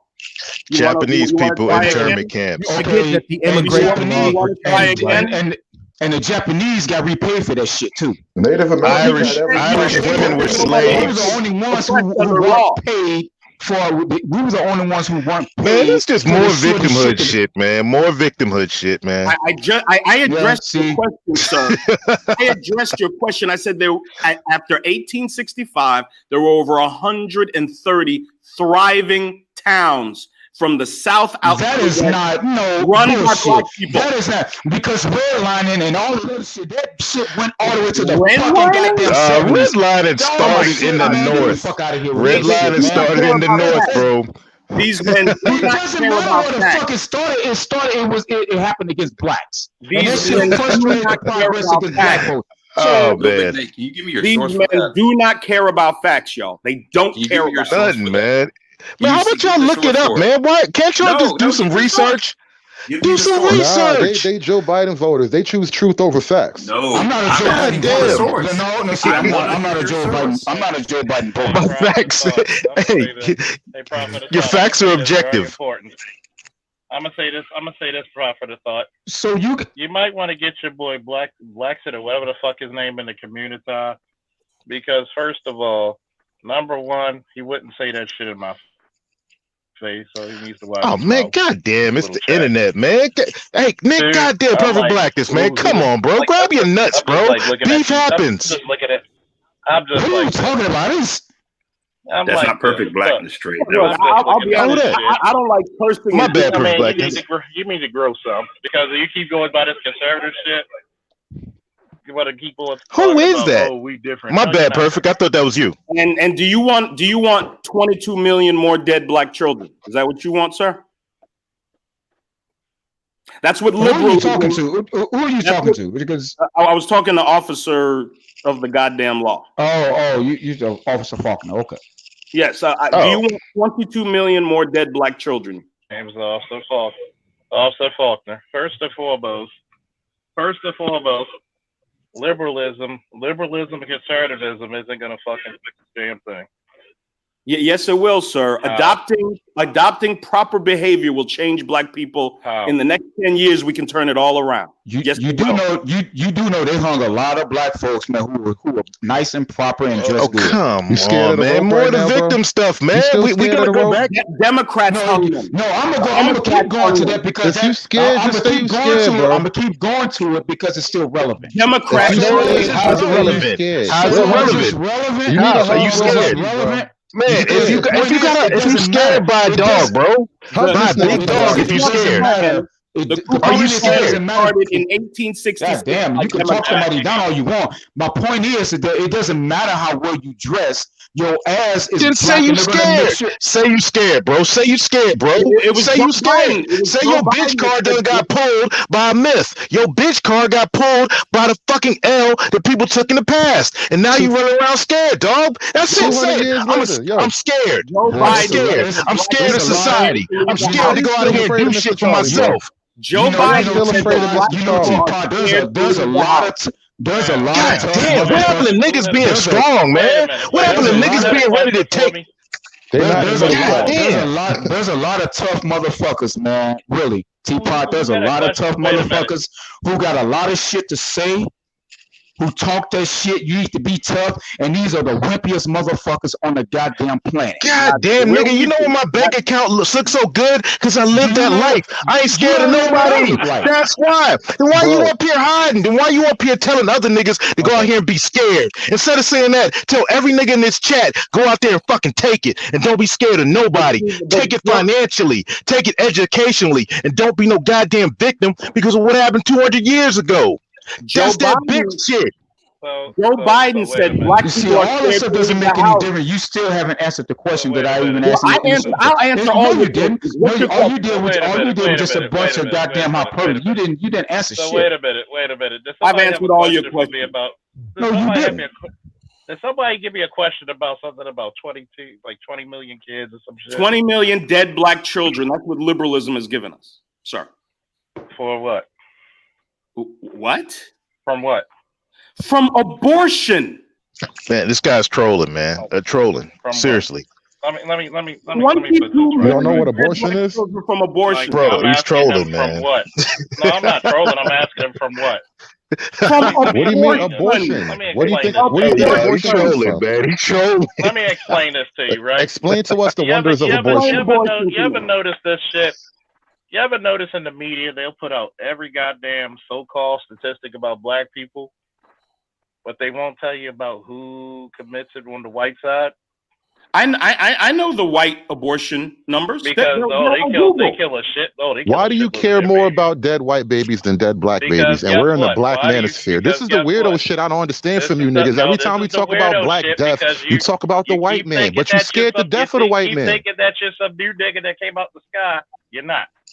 Sorry. No, sir. What we are we understand how behavior affects outcome. That's what we do. We understand completely how behavior affects outcomes, and if black people could change their behavior, we could turn this around in 10 years. I got a question though. Hey, let me get it for a minute, y'all. To that, I would say. Let me get it. Saying that shit for the last 100 years. Let me get it. Let me get it for a second, y'all. I got a question. I got a question. Perfect. Everybody hold on. No. I'm not advocating for anything, but I'm saying that shit right there, where you just change your behavior, if you just dress better, if you just speak proper, then we would be okay. That's bullshit because it has never worked. Bullshit. I'm not a criminal, and the police haven't killed me. Just like y'all brought up. Just like y'all brought up. I'm not a criminal. Hey, can I ask y'all a question? Real quick. Hold on a second. Because I got to step away for about 5 or 10 minutes. Please try not to kill each other while I'm gone. No, I gotta go too. Because I only had a few minutes. I gotta go too. So. Okay, right, I got. Salute, sir. Salute. Yeah, just a quick question. If black men, conservative black men, whether they're old school rhinos, whether they're neoconservatives right now, whether they're, evangelical or like libertarian conservatives, if they're doing good, if they're making millions and they're living their lives, exercising their Second Amendment rights, whether in the SYSPM lifestyle or not, so what? So what if we don't want to get down with the community? We don't want to be communists. So what? So what if we don't care about the collective and we're doing ourselves and our kids, our lineage, and the people we network with are doing good? So what? And the problem is when you're supposed to be an island among yourself. No, you're not. Sir, we are individuals in this country. Individuals. If individuals make better decisions, the collective does better. That's a fact. Hey, Roscoe in the chat. Listen, they didn't retreat. They just made progress in the opposite direction. No, you didn't. We're individuals. Number one, let me put it to you this way. If they made a fucking law for you to, that affects every fucking body. Y'all just came out of your damn mouths talking about the goddamn laws of redlining and Jim Crow. So is that an individual? That was the progressives, bro. Was that a fucking individual? That was the progressives that brought it up, bro. Or did it just affect bro, one that was the progressives. or a whole fucking race of people? Bro, it affected them niggas that came up from the South with that damn black redneck culture. That's what affected.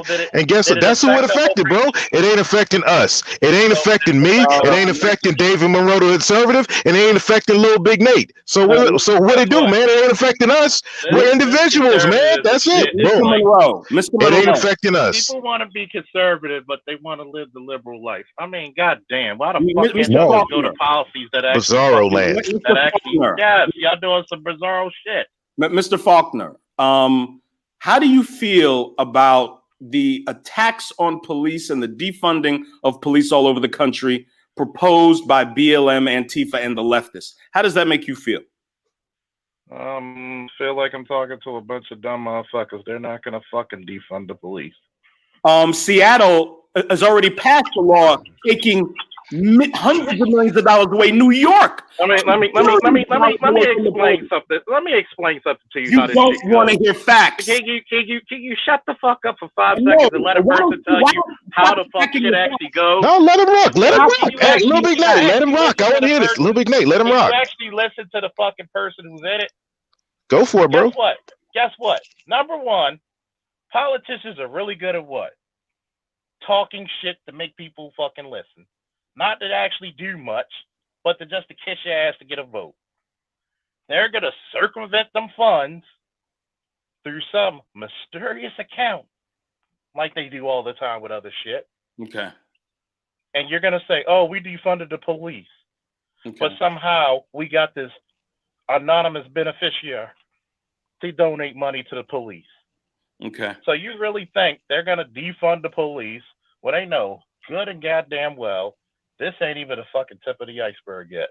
They did it in Seattle. And the chief police they're not hard. Guess what? They're not gonna fucking defund it.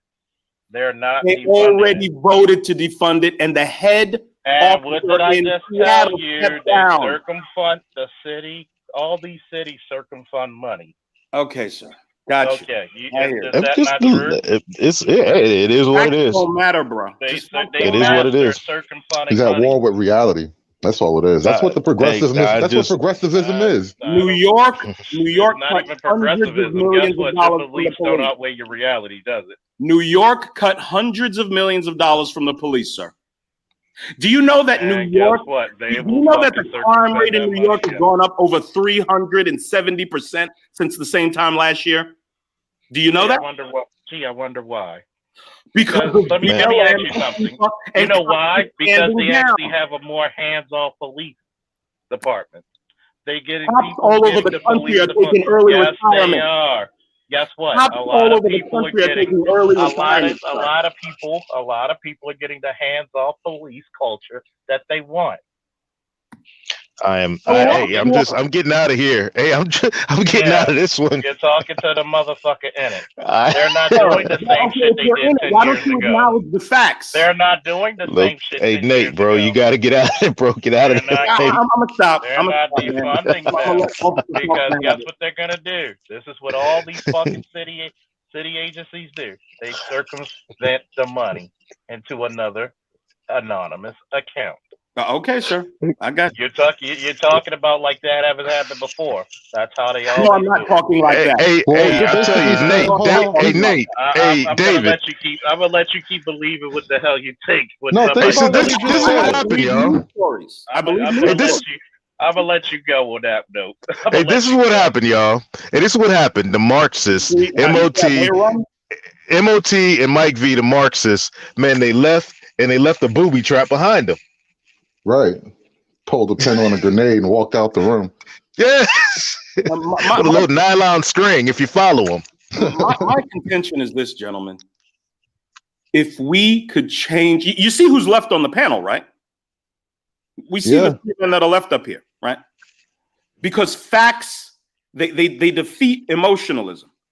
Facts defeat conjecture. Facts defeat nonsense. That's what they do. And I would hope another Democrat, leftist, liberal, progressive, socialist, Marxist, or communist would come up here and defend modern day liberalism. Please. I like prudent black, Marxist of tomorrow. Jesus Christ. And I don't even like talking about dudes that aren't on the platform. But y'all, people have accused me of running from MOT, and all of these guys ran. This is ridiculous. It's ridiculous because you cannot defeat logic. It's simple logic, this stuff. I just help somebody see, because I'm new to coming on panels, gentlemen. So you have to forgive me for not understanding the protocols in black YouTube. But hopefully I'll become more familiar with them as I follow you, gentlemen. Hey, remember what I told you, man. This ain't Cambridge. It's Wakanda. Just remember that and you'll be fine. Y'all got to subscribe to Hoodservative, man. You got to. Please subscribe to this man's channel. This stuff is hilarious.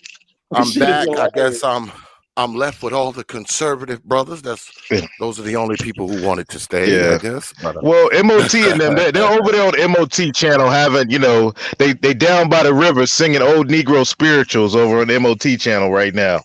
You're wrong for that one. God damn it. Swing low, sweet chariot, coming forth to carry. Y'all have heard of safe spaces, right? The liberals and the leftists talk about safe spaces. These leftist and liberal black men, they go back to their platforms, which are safe spaces. And then they can talk about us and talk shit about us and insult us, but will never come up and debate the issues. They run.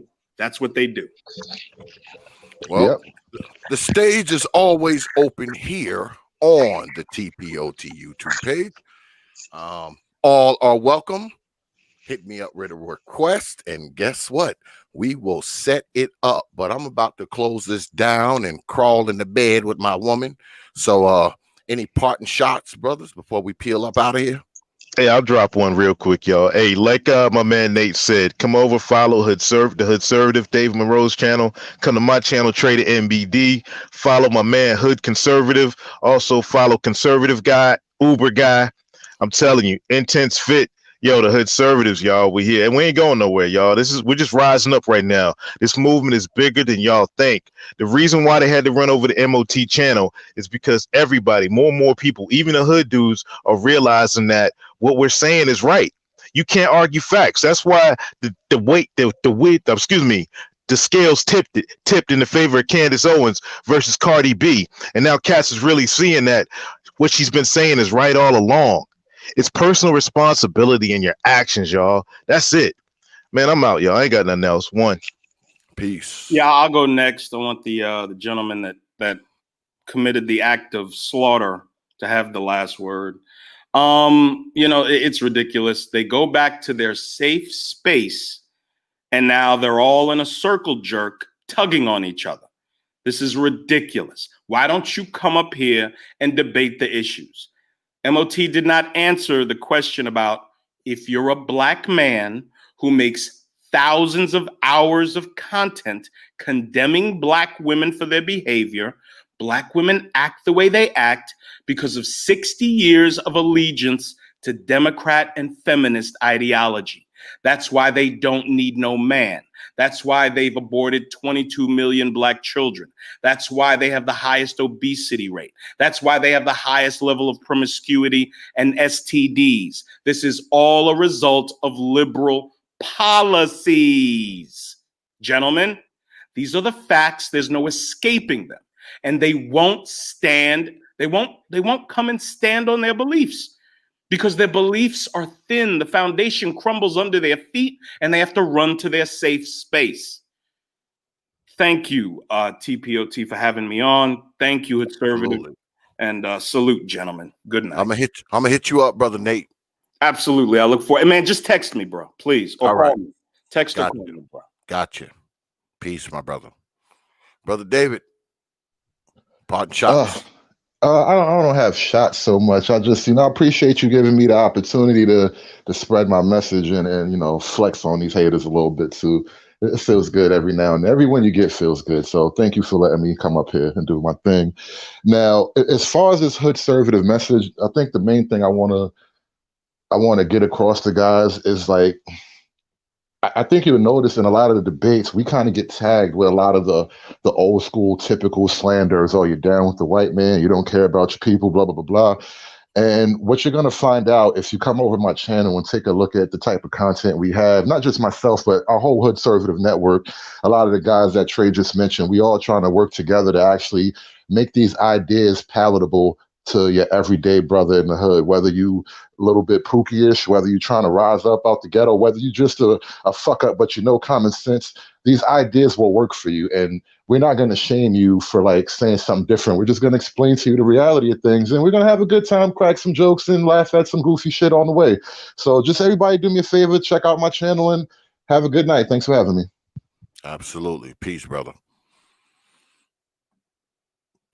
Yeah, good debate tonight, man. It always gets fiery when we get the conservative versus progressive type of thing, or Republican versus Democrat type of thing. It always gets a little testy, man. It's to be expected. I mean, brothers get passionate about religion and politics and stuff like that. So, it's to be expected.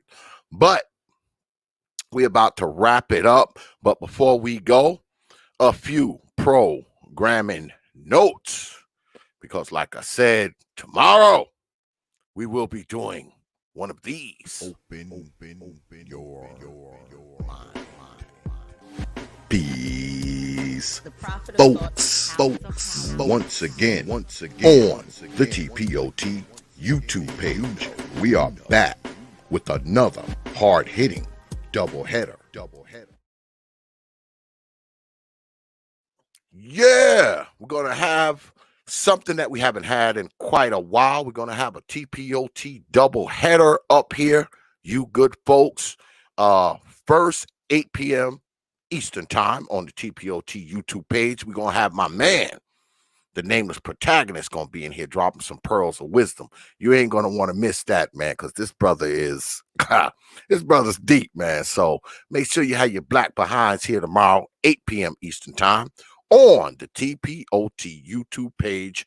You freaking know. And right after that, we're coming right back at you with another Hours of Power debate. Yeah, we got show versus show tomorrow. We got the Grown Man Hour versus the breakdown, a woman's perspective. None other than my man, Bernard Raleigh. He will be squaring off in the digital squared circle against Lady George and Lady Concrete. That's going to be a good one. Don't miss it. Our very first co-ed debate, male against female. So make sure you hear tomorrow, 9:30 p.m. Eastern time on the T.P.O.T. YouTube page. You know the Grown Man Hour will be going.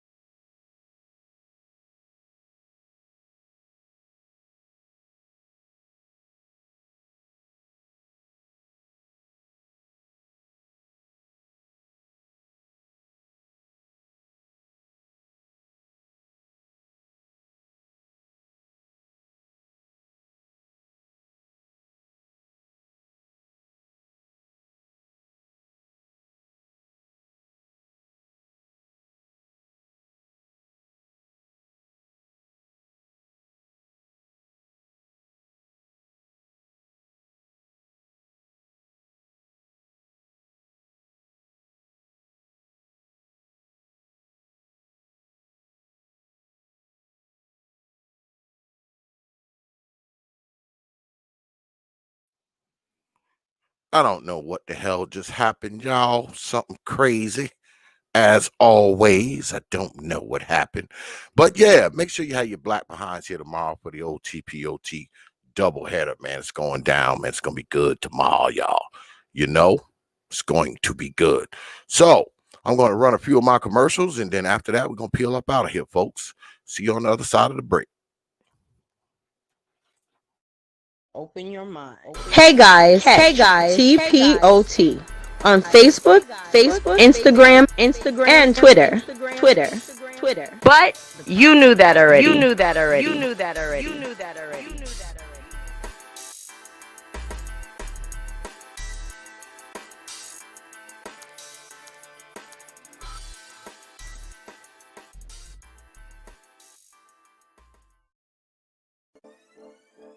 Peace, folks. This is Teacher Tanisha. You're listening to the T.P.O.T. Media YouTube page. You know, now back to the show. You know.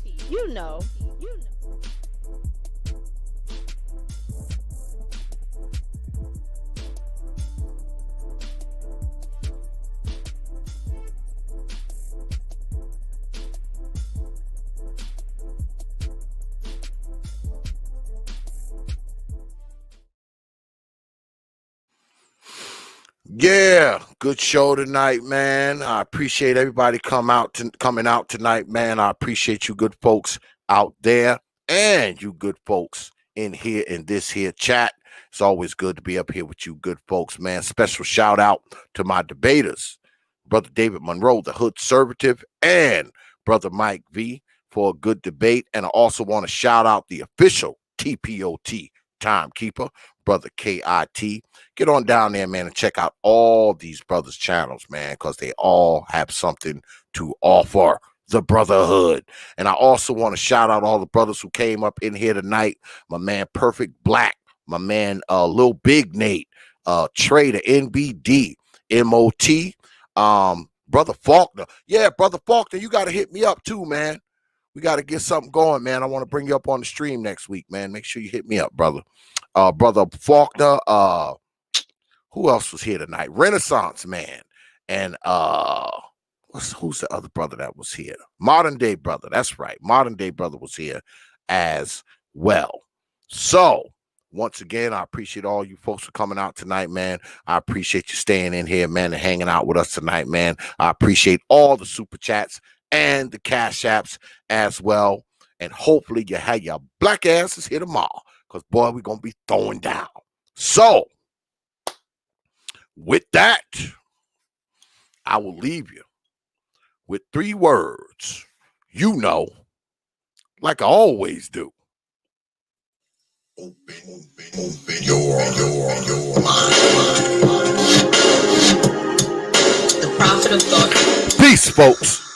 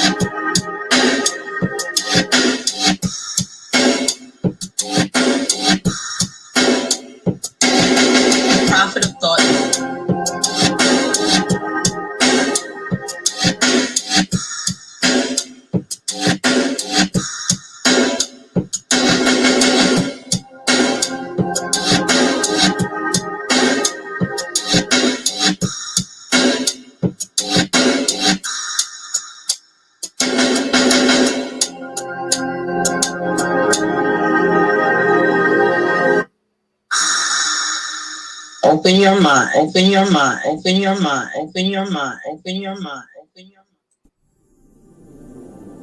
Only from the Prophet of Thought series media.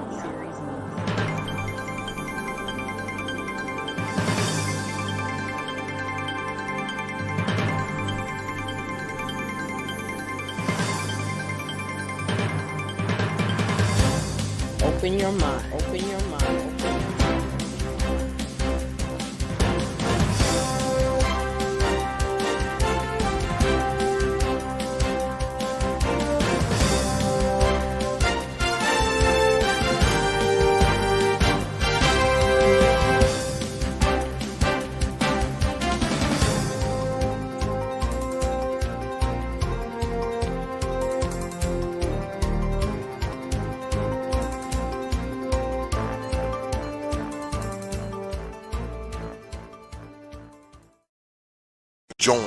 Join the league.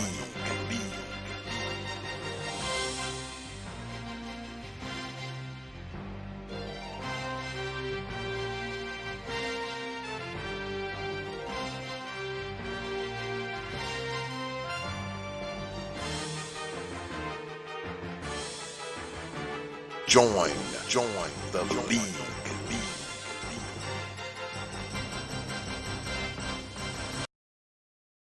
Only from the Prophet of Thought series media.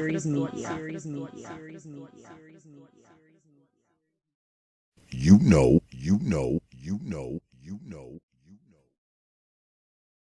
Open your mind. Open your mind. Open your mind. Open your mind. Open your mind. Open your mind.